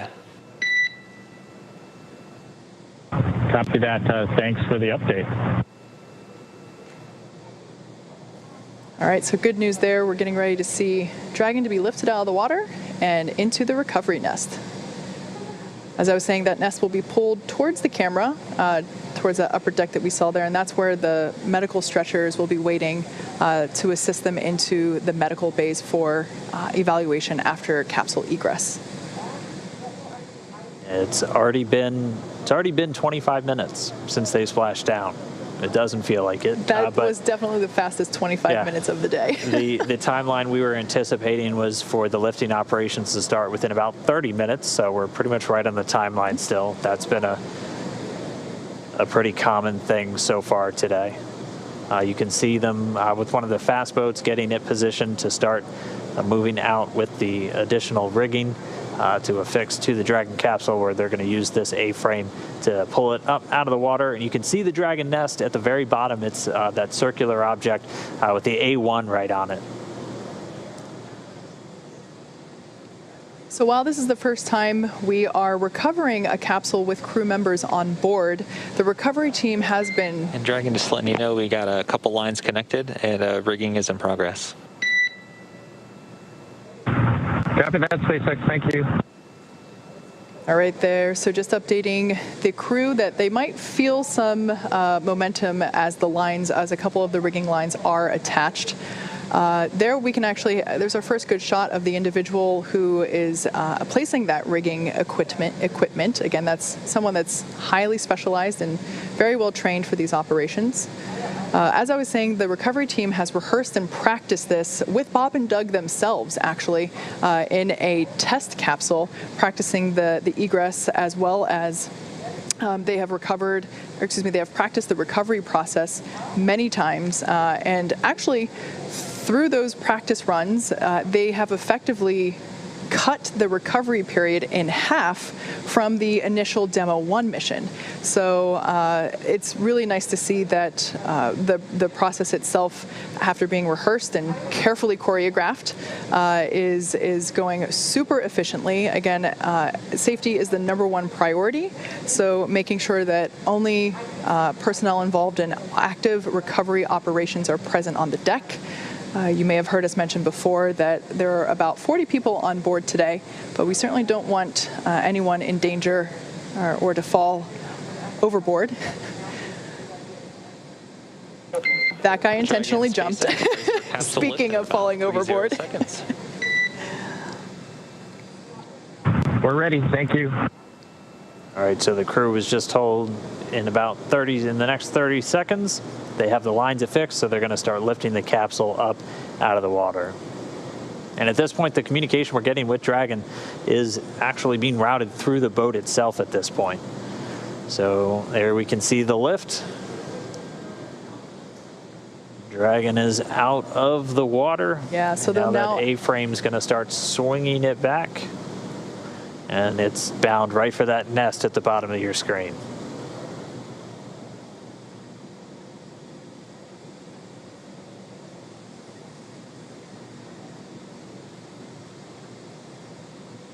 So there we're getting a better shot of all the points in which Dragon is tethered to the hydraulic lift, ensuring that it isn't swinging freely.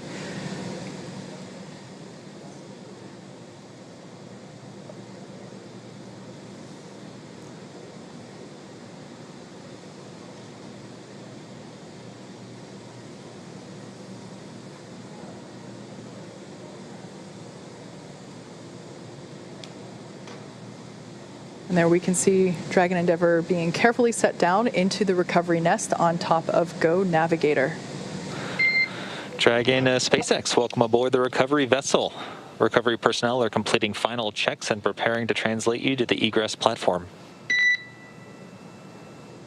Be happy. Thank you.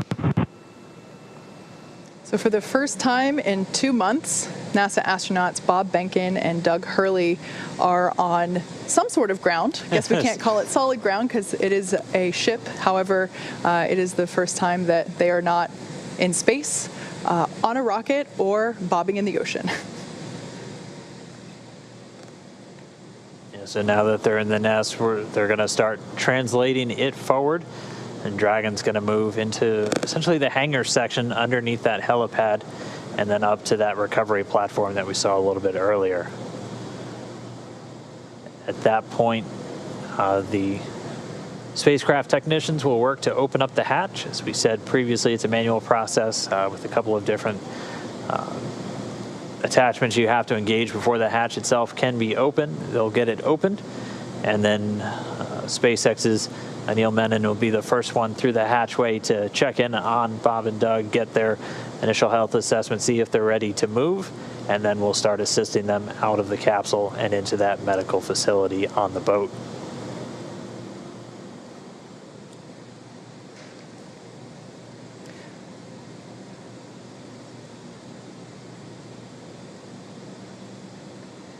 So at this point, the recovery team is doing final securing of the capsule in preparation to actually move the recovery nest into closer to the interior of the ship. It'll actually be in a little bit of a covered deck there. We saw that camera view earlier, looking straight out from the center of the boat.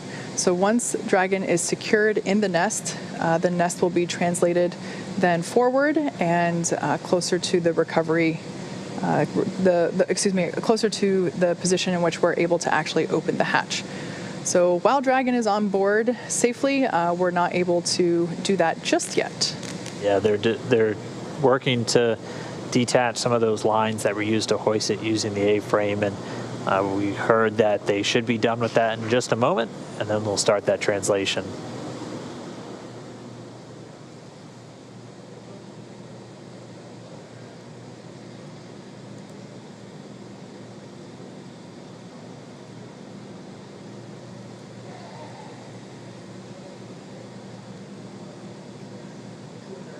So right now we can see the recovery team releasing those securing lines that were used during the lift of the capsule from the water into the nest. So they are releasing those securing lines from the sides, making sure it is secure from the bottom.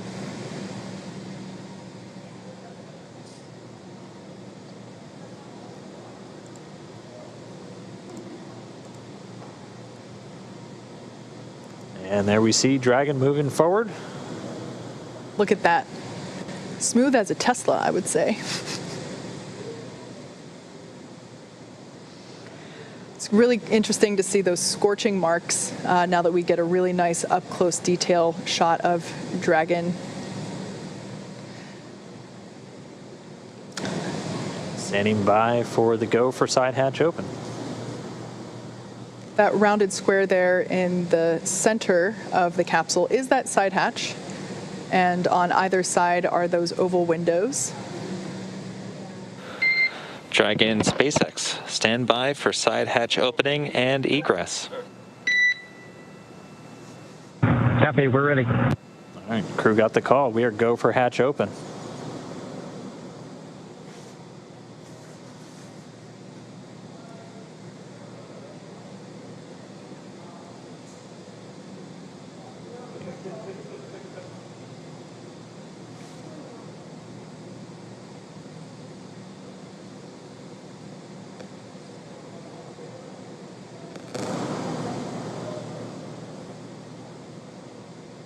And if you look closely, immediately above the hatch, you can see the area where you can see them working in now. That's where those drogue chutes deployed from. The two circles on either side were where the mortars were.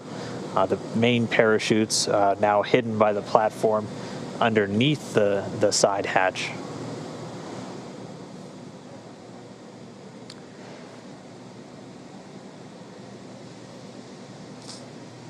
So the crew is in the process of removing the side hatch.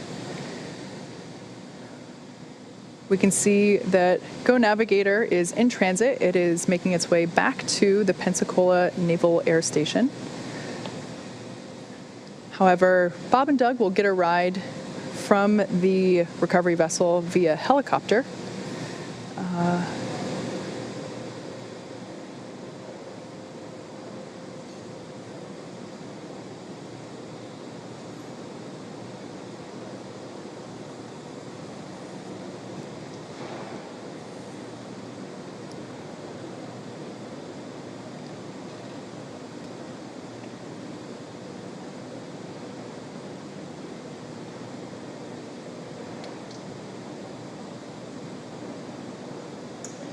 So again, we're preparing to open the side hatch, and once that is done, the flight surgeon will pop his head in, do an initial check, see how Bob and Doug are doing. And Dragon SpaceX, we've got a slight delay due to some potential NDO hits near the side hatch. Copy, Mike. We're standing by.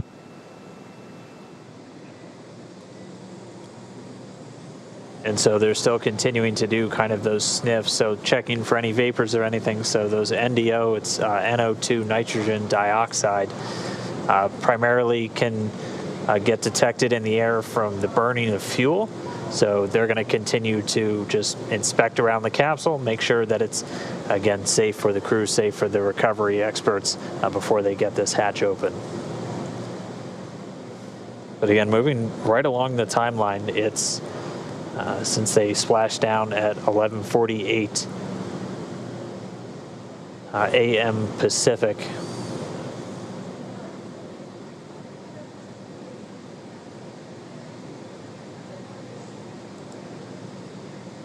And so again, they're just pausing the operations for a moment, doing some additional air sampling around the prop system. We still have telemetry being fed from the vehicle, so flight controllers here in Hawthorne able to monitor prop tanks, propulsion tank pressures, and not seeing any issues with those at the moment.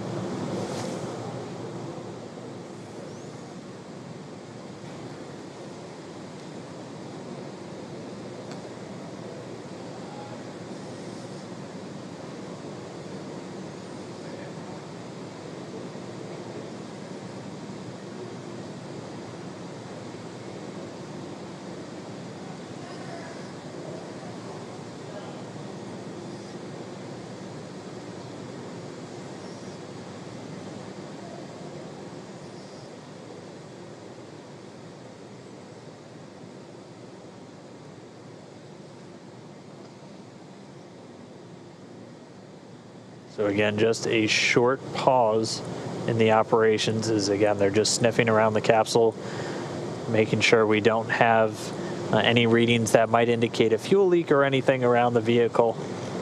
They did detect some NDO, some nitrogen dioxide, which is typically a residue that arises from the burning of fuel. So they're continuing to do just a couple of different air readings, grab samples essentially, before they proceed with the hatch opening.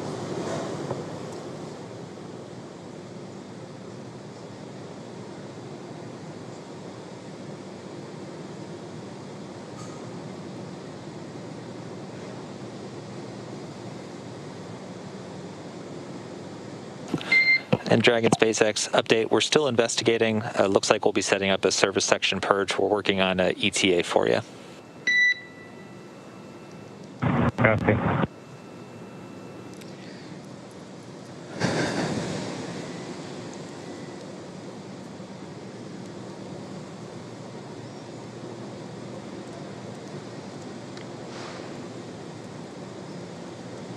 In case if you're just joining us, NASA astronauts Bob Behnken and Doug Hurley have safely returned from the International Space Station. They made an on-time splashdown in the Gulf of Mexico just off the coast of Pensacola, Florida at 11:48 a.m. Pacific, 18:48 a.m.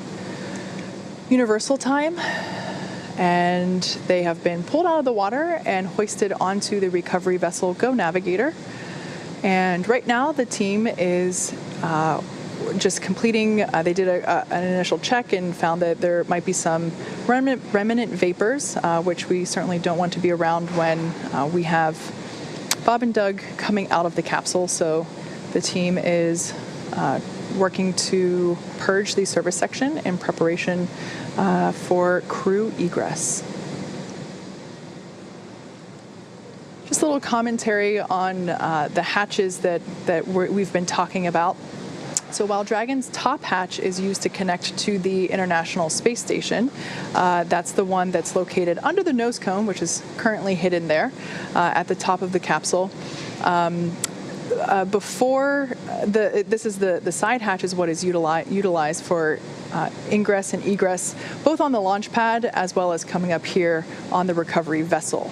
When the when the capsule is docked to the International Space Station, they will use the forward hatch to exit and enter the capsule. Something to note that once that side hatch is opened, it'll be the first time that Bob and Doug have gotten a breath of fresh air. The first time that they've been able to do so in 2 months since they boarded the Falcon 9 at the start of their mission back on May 30th.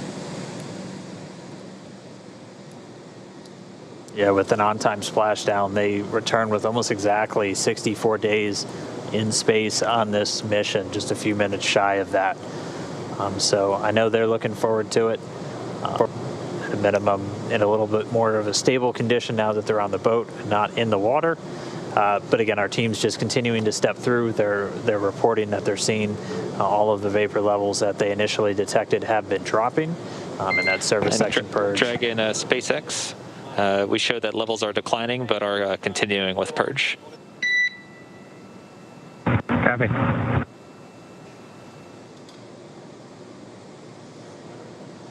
And in addition, just so you know, we are not seeing any, leak indications or anything like that. These are pretty small levels, but we still need to do the purge at this time.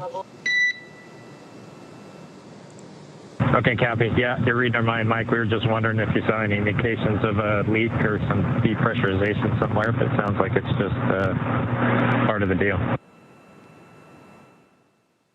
Yeah, that's a good readback, Doug.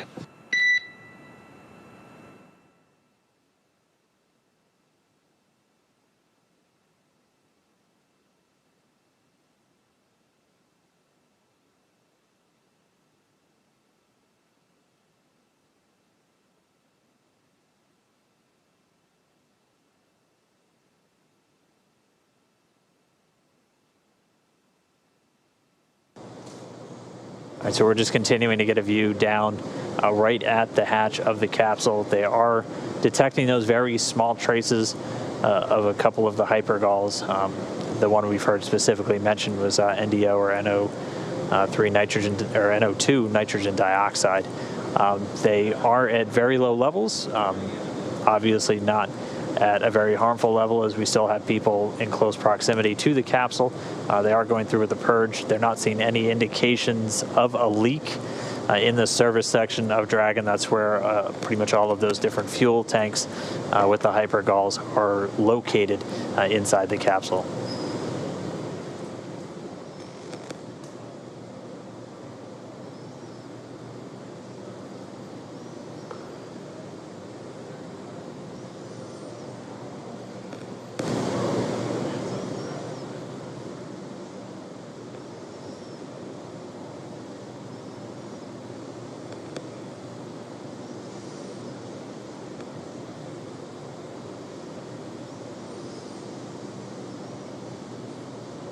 And we are just about 44 minutes post splashdown, actually still ahead of the timeline, as we weren't expecting to get the hatch open until shortly before 60 minutes, at which point we'd be bringing Bob and Doug out. So this service section... SpaceX, another update. The service section purge should begin in a bit under 5 minutes. Right now we're showing NTO about 2x of our personnel exposure limits, and we're hoping once we start the purge it'll drop down for us. Okay, thanks, Mike.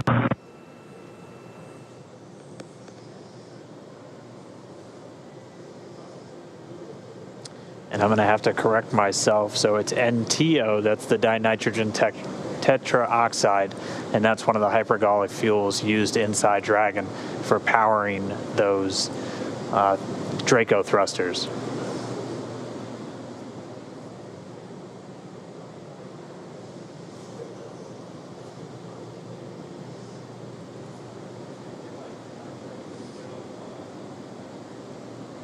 So again, the SpaceX engineers detecting levels of NTO.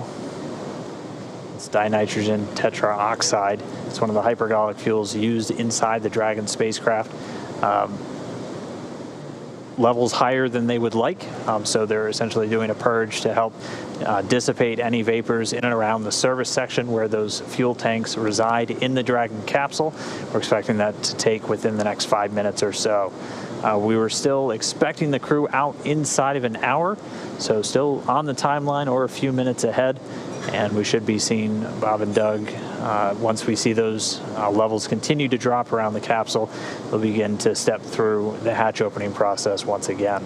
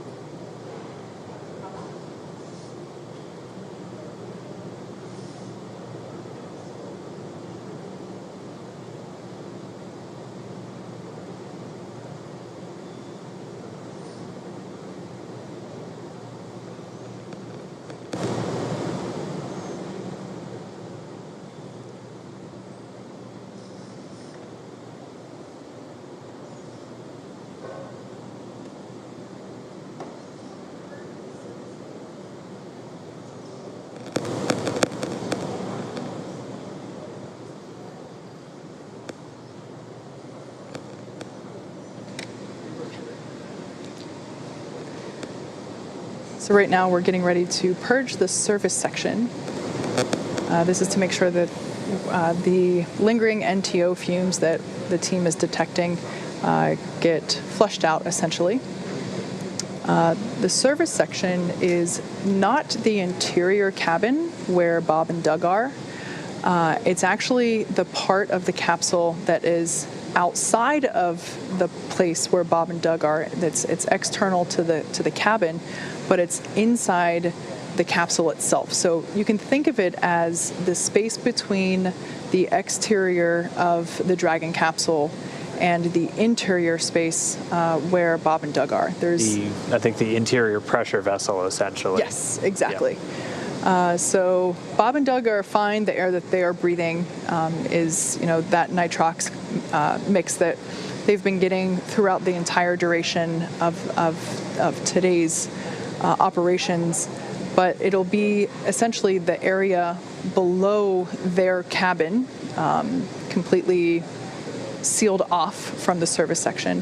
Yeah, that service section is where there's a lot of telemetry. It's where there are the prop tanks, and we're just making sure that those get aerated so that lingering fumes are swept away. Yeah, again, they had detected higher levels than they want to see of nitrogen tetraoxide. That's one of the two hypergolic fuels used in Dragon, the other one being monomethyl hydrazine. Those two fuels, essentially when thrown together, even without an ignition source, will react. That's what makes them hypergolic fuels. Much simpler, more elegant solution used in a lot of on-orbit maneuvering systems in spacecraft.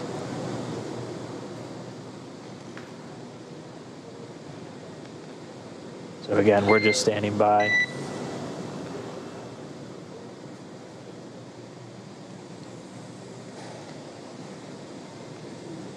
So as you can see on your screen, there is one crew member that has kind of what looks like a... Dragon, SpaceX, don't have a huge update for you. Just letting you know the service section purge is still in work. And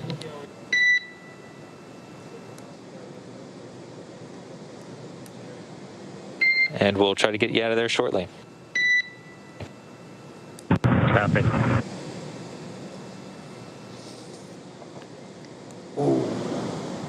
So as I was saying, two individuals on your screen there, one with a face mask and what looks like a scuba tank there with some clean breathing air. There might be another crew member with the same personal protective equipment or PPE that will come on deck here. That type of equipment, there we go. That's the kind of equipment that is required in order to perform this purge. Again, the NTO is, the fumes from that are toxic. And of course, we want to keep all crew members safe as we prepare the side hatch for opening in order to let Dragon, Bob and Doug SpaceX, egress. looks like limits are dropping and getting pretty good. We're still continuing with the purge just to be extra sure. Okay, that sounds good, Mike. Thank you.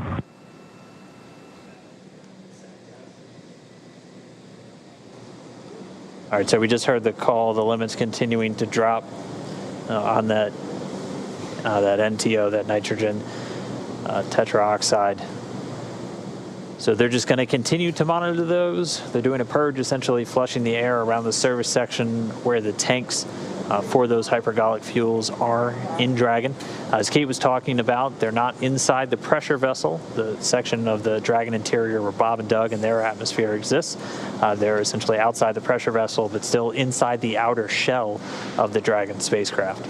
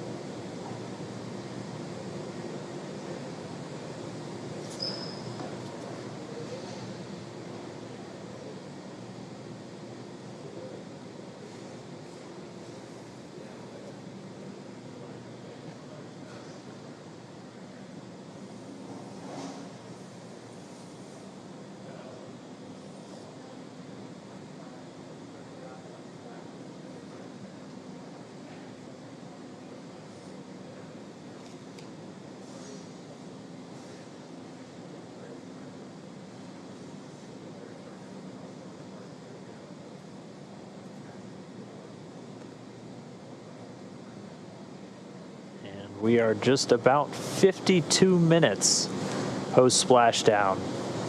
Again, we're just waiting for them to get good readings on the levels of any hypergol vapors still in existence around the capsule, and then they'll be able to step back in to this hatch opening. We did hear confirmation that they haven't seen any indication of leaks through the telemetry they're still receiving from the Dragon capsule. And so, Dragon, SpaceX, we're going to purge for 1 more minute. Copy. There we go. Should be 1 more minute. And then if levels have dropped sufficiently, we'll be able to step back in to the hatch opening process.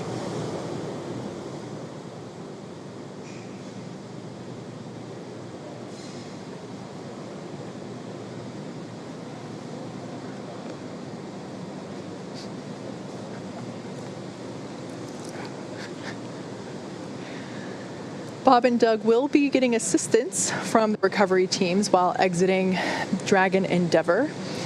This is the same process for any returning long-duration crew members, as returning to a gravity-rich environment can, be a little jarring, wreak havoc with our vestibular system. So, which is responsible for maintaining balance and motion. Of course, as you've heard us say multiple times earlier, safety is our #1 priority with this operation. So you will see both Bob and Doug helped out of the capsule and assisted to just the few feet over to the medical quarters aboard the boat. Yeah, if you've ever watched long duration crews return on a Soyuz, it's pretty similar process where they're literally carried out of the capsule and immediately placed down into a waiting chair where they usually get some initial medical checks out there in the field before they're then carried to an inflated medical tent. We don't have a tent, we have quarters, and they're a whole lot closer, so they'll just have a couple of feet to go from the capsule itself into those medical quarters. And then once they're in there, they'll get some initial checkouts from their flight surgeons who are on location on the boat with them. These are the people that have essentially been responsible for their health and well-being throughout their mission, both beforehand, all of their pre-flight data takes, offering them support in the lead up to launch, and then the entire time while on board the International Space Station. And then they're right here with the front line, with the recovery teams, ready to welcome them home.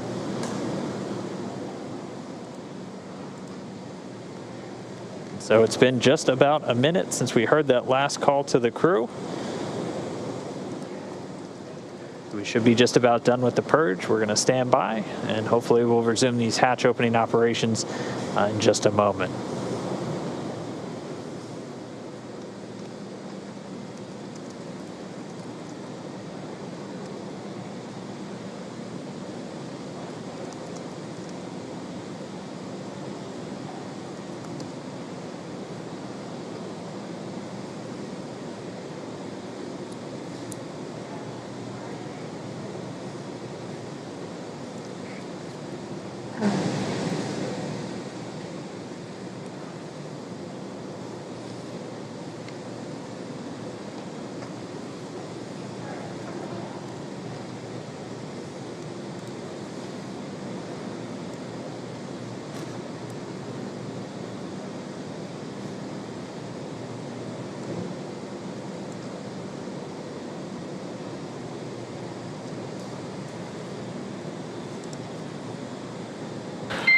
Dragon SpaceX 4 update.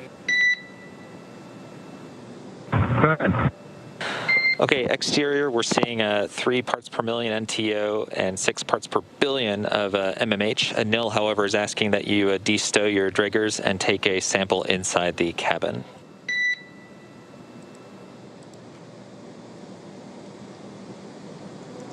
Yeah, which detector? What number, Mike? Yeah, it'll be detectors 2 and 3 in location 14. Copy. Okay, thanks, Doug.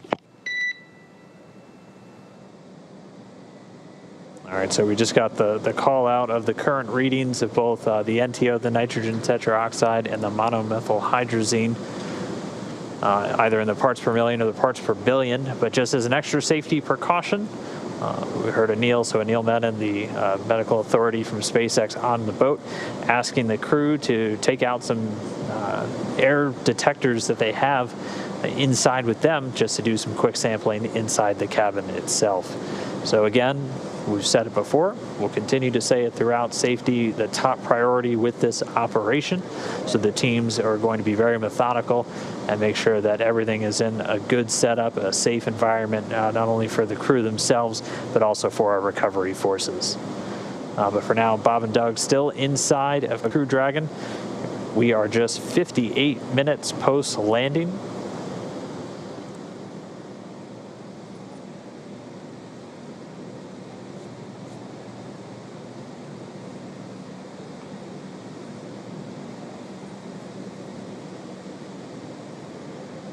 SpaceX Dragon with a status. Go ahead, Doug. Okay, for NO2 on detector 2, it reads 0.0. And on detector 3, it also reads 0.0 for MMH. Okay, great news. 0.0 for detectors 2 and 3 for NO2 and MMH. Thank you very much. That's a good copy. And so Doug Hurley reporting zeros across the board, no traces of either the NTO or the MMH.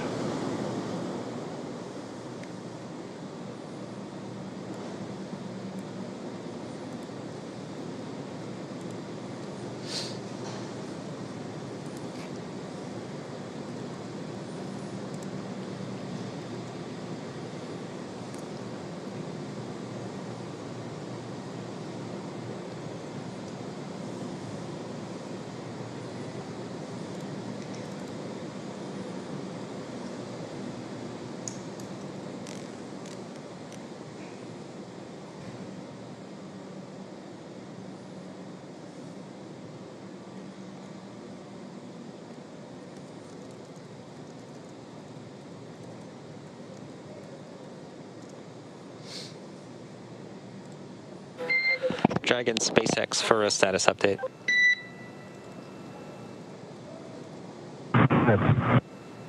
Okay, so currently our exposure limits are below limits, but the purge is actually doing a pretty good job. We saw NTO go from 3 parts per million down to 1.5 over the last few minutes. So ideally, with a lot of caution, we'd go ahead and let the purge run for a little bit longer, but we want to see how you guys are doing. If you're okay with continuing with the purge versus knock it off and get you guys out of there quickly. Yeah, we're fine hanging out, Mike. No problem here. Okay, thanks for that, Doug. We'll keep working the purge to get us down, and thanks for that. Thanks for that. Yeah, let's just keep everybody safe. No reason to rush. Yeah, we concur.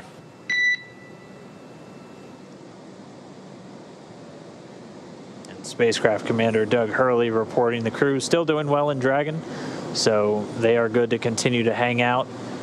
The medical authority there on the boat recommending as long as the crew is okay and still doing well inside Dragon, they'll just continue with the purge, trying to get those trace readings of any hypergol vapors all the way down to 0. Because again, we're really focused on not only keeping the astronauts safe, but all of the recovery engineers and medical professionals there on the scene as well. So they're going to continue this purge, just dispelling the immediate area around the service section of the Dragon spacecraft. So this is really a series of fuel tanks outside of the pressure vessel, so where Bob and Doug are inside the Dragon spacecraft, which they did some quick readings inside the cabin and had zeros across the board. But they're just continuing to let these levels dissipate, bring it down to 0, and then we'll resume hatch operations. We're just a little over an hour now, an hour and 2 minutes post splashdown. Yeah, good to hear Bob and Doug report that they're good hanging out, meaning they're feeling all right and they're pretty comfortable staying inside for just a couple more minutes. Yeah, they were doing their best prior to leaving of playing up their expected seasickness. So good. It is good to hear that they're doing well still inside the Dragon capsule.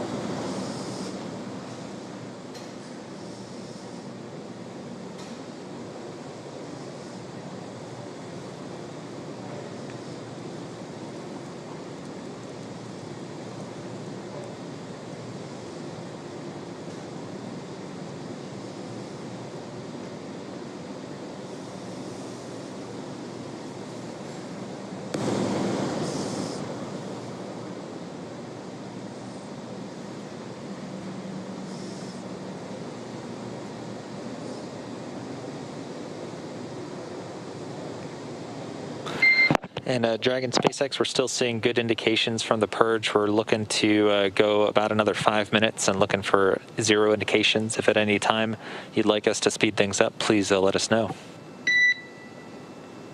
Oh, we're good. Just keep doing what you're doing. We can wait the 5. Easy. All right. Thanks, Doug. All right, so we'll settle in at least another 5 minutes while they just continue to disperse any trace remnants of those hypergol fuels around the service section of Dragon before we once again step into the hatch opening. We're gonna stay with this until Bob and Doug are out of the capsule and into their medical quarters. At this point, Bob and Doug are still strapped into their seats. The seats have actuated away from the position where, I guess, in the orientation in which you see the capsule now. During their during the departure phasing earlier this morning and yesterday, the orientation of the seats were such that essentially Bob and Doug would have been laying on their backs in the orientation where we see Dragon now. Currently, the seats have actuated upward slightly, so they are not completely upright, but they are reclined a little bit, nice and comfy there, but they are able to see in and out of those windows there that we see on either side of the side hatch. And then once they're able to finish the egress process, getting Bob and Doug out of the capsule. Once they're in the medical area, they'll look to start bringing in the helicopter, as both Bob and Doug are going to be flown back to Pensacola via helicopter, getting them to the shore in just a matter of minutes, where a NASA plane is going to be standing by to then load them up and bring them home to Ellington Airfield at the Johnson Space Center in Houston.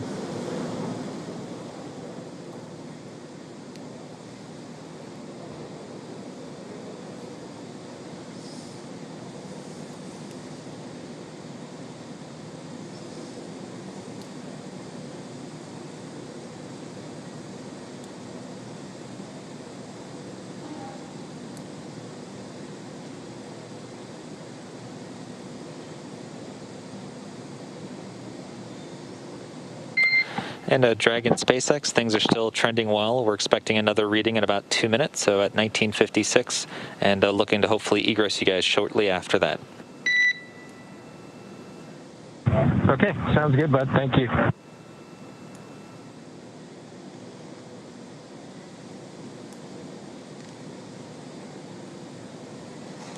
In light of one of the social media questions that we were asked earlier, someone asked if Bob and Doug have Netflix available on their heads-up displays there in the capsule, and they've actually been pretty busy throughout this mission, monitoring telemetry and data and checking for timing. And I would say now's about the time that they would certainly want something to watch, because at this point their only job left to do is get out of the capsule.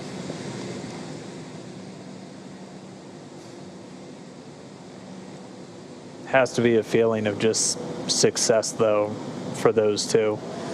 I mean, taking the first flight in a brand new spacecraft, we knew as test pilots, this is something that was kind of their bread and butter when they were in the military, and definitely something they leapt at the chance for once they became astronauts. And really a pretty flawless flight for Dragon. Obviously, we'll have all of the post-flight review coming up in the next several weeks as we continue to assess all the data that we received throughout the mission, and any data still recorded locally on Dragon itself. And we'll be spending the next several weeks going through and assessing the mission and working through the certification process. And we're already targeting the first operational flight, currently pegged for no earlier than late September.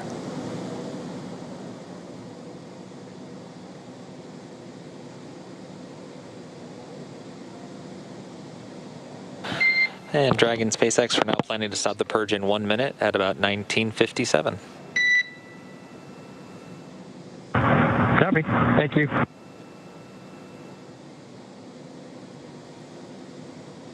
All right, well, with them stopping the purge in about a minute, that means that the levels have gone down to what they were looking for, and then we'll begin to step back into the hatch opening process, and then be able to get Bob and Doug egressing or moving out of the Dragon capsule. They've been in there for a little more than 19 hours at this point since they departed the space station on Saturday. They had a sleep period, 8 hours of rest on the capsule on their way home. They've been up since a little bit earlier this morning, that wake coming about 4:40 a.m. Pacific, so a little more than 8 hours ago.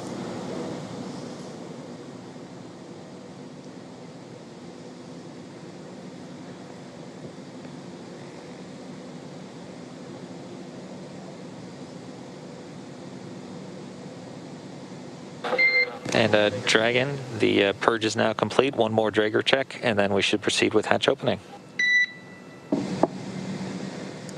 Okay, good news. Thanks. That is good news indeed. So confirmation that the purge is complete, and that they're just going to do one more test to make sure that all of the fumes of concern are away, and that it is safe to open that side hatch and retrieve Bob and Doug. Once again, once that side hatch is open, our flight surgeon will be the first to say hello, get a quick medical checkup, although based on the reports that they've been that the crew have been giving us along the way, it sounds like they're doing great, they're feeling good, and they're pretty comfortable there inside a Crew Dragon.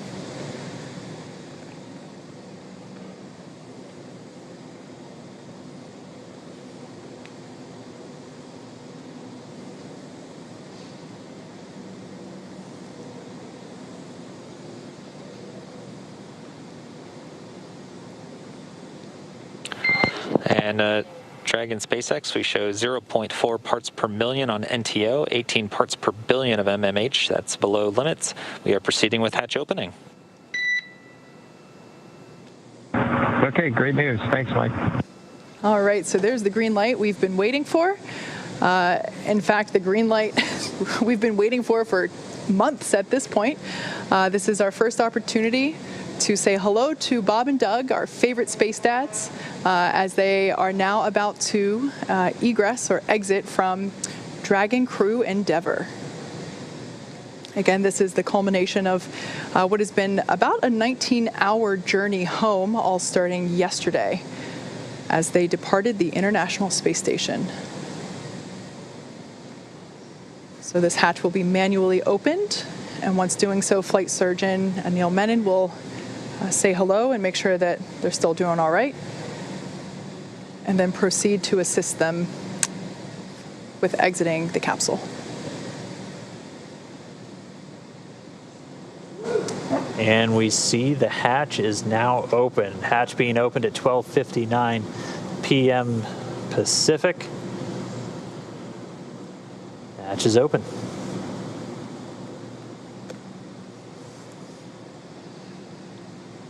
So right now they're going to put a piece of equipment in there that basically smooths out the edges and makes sure that it is a comfortable exit from the Dragon capsule. Just a little piece of structure there to ensure that the hatch will remain open and that any sharp edges around that side hatch are protected.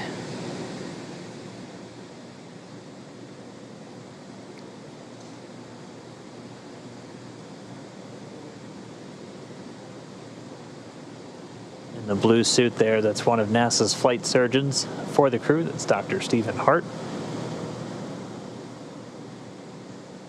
And that hatch open coming at 12:59 p.m. Pacific. That's 1959 Universal Time, or GMT.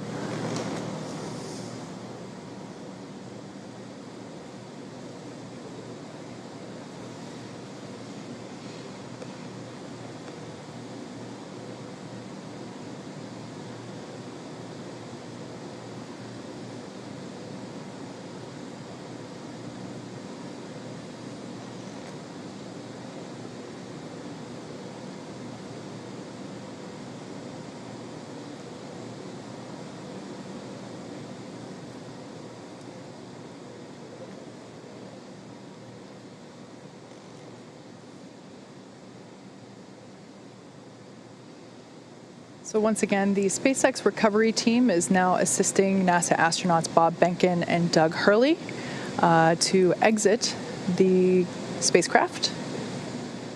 Sorry, we got the hatch open just about 2 minutes ago. We paused for a little while as they were just detecting some trace amounts of some of the hypergol fuels. So we executed a series of purges. And then once those were down back in acceptable limits, we were able to then start with the egress. So there we see a stretcher on deck. This is normal. This is part of the standard recovery procedure. And it is just simply to ensure Bob and Doug remain safe. Like we said, readjusting to gravity can be a little challenging. Dizziness can often occur, especially when you're on a boat. SpaceX Dragon, recap. So this stretcher will just be used to as standard procedure to make sure that the astronauts make it over to the medical tent as easily and as comfortably as possible. Yeah, as we discussed, the reintroduction to gravity from microgravity can be a bit jarring, especially on our vestibular system, so the stuff responsible for our balance. And as they are on a ship underway, we just want to make sure we're taking every possible precaution to ensure that their arrival is safe and free from any injury now that they are home.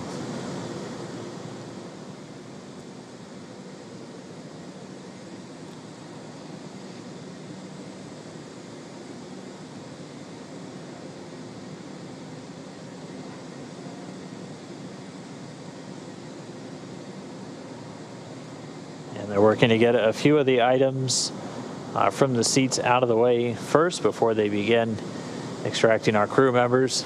They'll be coming out one at a time.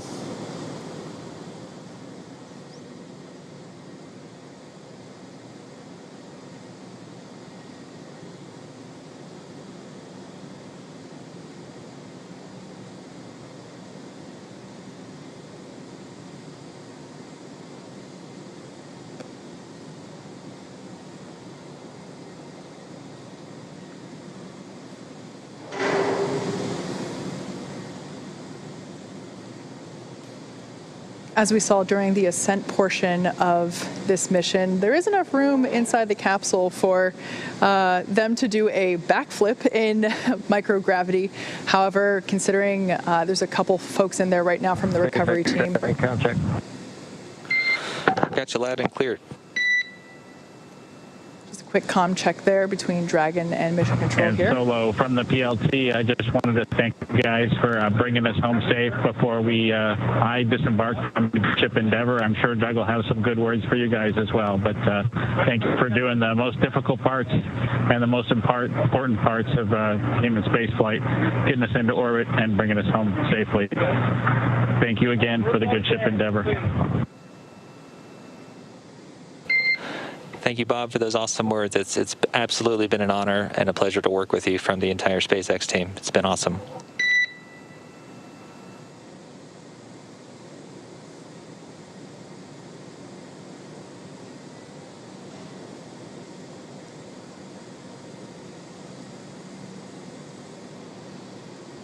Some initial words from NASA astronaut Bob Behnken.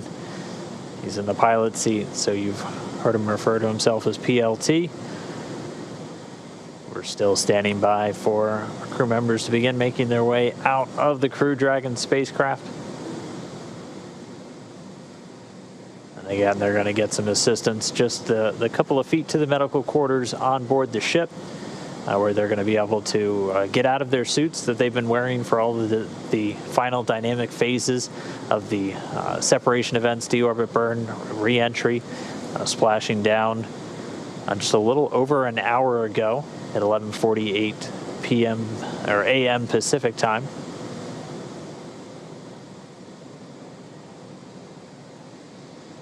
Again, the recovery team. SpaceX Dragon from the commander. Go for SpaceX. Here we have our first view of Doug Mike, Hurley. I just would like to sort of reiterate what Bob said and add my thanks to everybody over the last several years that's either worked in Hawthorne, McGregor, or down at Kennedy Space Center. Anybody who's touched Endeavor, you should take a moment to just cherish this day, especially given all the things that have happened this year. We certainly can't thank you enough. Our families can't thank you enough. And, just proud to be a small part of this whole effort to get a company of people to and from the space station. They can celebrate with each other. We see some. And we'll talk to you soon, hopefully in person. Thanks so much, Doug, and you're welcome. And thank you so much for those kind words. And we all wish you a safe journey home and a happy reunion with your family soon. And we look forward to seeing you in person as well. Some really nice words there from Bob Behnken. Mikey. There on your screen, we saw NASA astronaut Doug Hurley egressing or exiting from the capsule. It might have been hard to see on your screen there, but we got a thumbs up indicating that things are going well. I'm sorry, excuse me, I mixed up my positions there. Yeah, those words were from Doug, and we have Bob that just came out first. Yeah, so Bob Behnken, the pilot, the Joint Operations Commander for this mission, out of the capsule now. So he's making his way over to the medical area, and now they're going to work to get Doug Hurley out next. I think I saw a smile on Bob's face. He was a thumbs up all the way. As they've been giving us some regular status updates from inside the capsule, they've been feeling really good. And so now we're just standing by for our spacecraft commander, Doug Hurley, to make his way out into the fresh air for the first time in 64 days.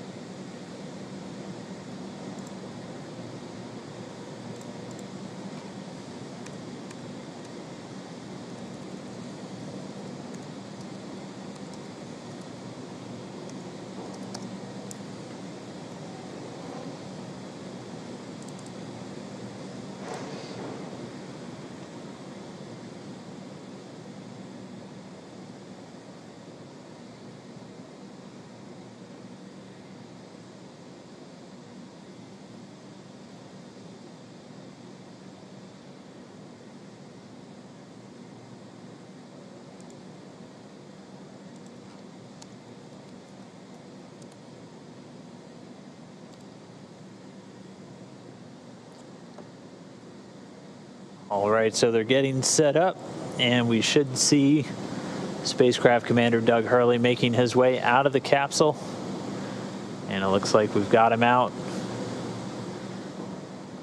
We've got him seated.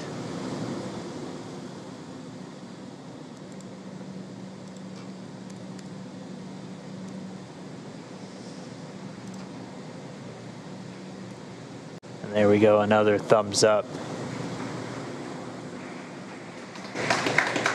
We've got some applause here. And as you can see in Mission Control, a standing ovation for a job well done all around. Yeah, our crew members, Bob and Doug, are now safely back home on Earth.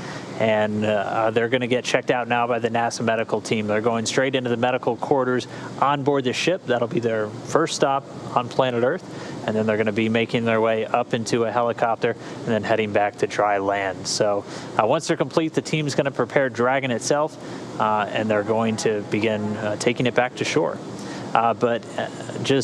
It's been an incredible mission. This all kicked off just 2 months ago on May 30th from Launch Pad 39A at the Kennedy Space Center in Florida. We had a successful liftoff. We had to dodge around some weather. It was suspenseful, clearing up the last possible moment. They had a flawless ride to orbit, a 19-hour journey to the International Space Station, where they just spent 62 days on board, 64 total days in space. They were Expedition 63 crew members, doing science experiments, spacewalks, repairs, everything on board the orbiting laboratory. Their journey home began yesterday when they closed the hatch to Dragon and undocked hours later at 4:35 p.m. Pacific. After 4 successful departure burns and a phasing burn to line up their orbit, Bob and Doug rested up before waking up for re-entry earlier this morning. We successfully jettisoned Dragon's trunk and performed our final on-orbit maneuver, the deorbit burn, at 10:56 a.m. Pacific to send Dragon on the path home. The spacecraft successfully re-entered the Earth's atmosphere and slowed its descent with successful deployments of 2 drogue parachutes and 4 mains, with the final splashdown occurring off the coast of Pensacola, Florida at 11:48 a.m. Pacific, right on time. Following that successful splashdown, we saw SpaceX recovery experts quickly move in and prepare Dragon Endeavour for its lift onto the recovery vessel. And just a little less than an hour following splashdown, we saw Bob Behnken and Doug Hurley make their way, thumbs up, out of Dragon and into the recovery ship's medical facilities, safe and sound. Yeah, we just got word that the helicopter itself should be landing soon, so that'll be their next step in their journey. They'll catch a short flight back to shore where they're going to transfer to a waiting NASA plane for another short flight back over to Houston. They're going to be reunited with their families, and that's going to bring an end to this historic flight. It's really been an honor and a privilege to share this journey with all of you as we open up this new era in human space flight. But I mean, just as we close the book on this mission, we're already counting down the days to the next Crew Dragon flight. Yeah, absolutely. SpaceX and NASA will now begin the process of reviewing data and telemetry from this successful demonstration mission to prepare us for Crew 1, which is currently targeted to launch no earlier than late September. Crew 1 will be SpaceX's first operational flight, flying a full crew of 4 astronauts, including our first from Japan, one of the international partners on the space station. The mission will last approximately 6 months. It has been an incredible honor and joy to share this mission with the public, and the teams from SpaceX and NASA have worked so hard to get here and return this capability to fly humans from America. Continue to follow SpaceX and NASA online and on our social media updates for the next steps on the commercial crew program and the countdown to Crew 1. And we're going to continue to share the progress of Bob and Doug's trip back to Houston on social media. We also have a briefing coming up real soon. It's going to include NASA Administrator Jim Bridenstine and officials from NASA and SpaceX. That's coming up right at the bottom of the hour, 1:30 p.m. Pacific, 4:30 p.m. Eastern, 20:30 GMT. So we're going to say thanks one more time for tuning in, cheering on Bob and Doug as they return home. And we'll see you next time when we'll once again be sending astronauts on American rockets in American spacecraft from American soil. So long.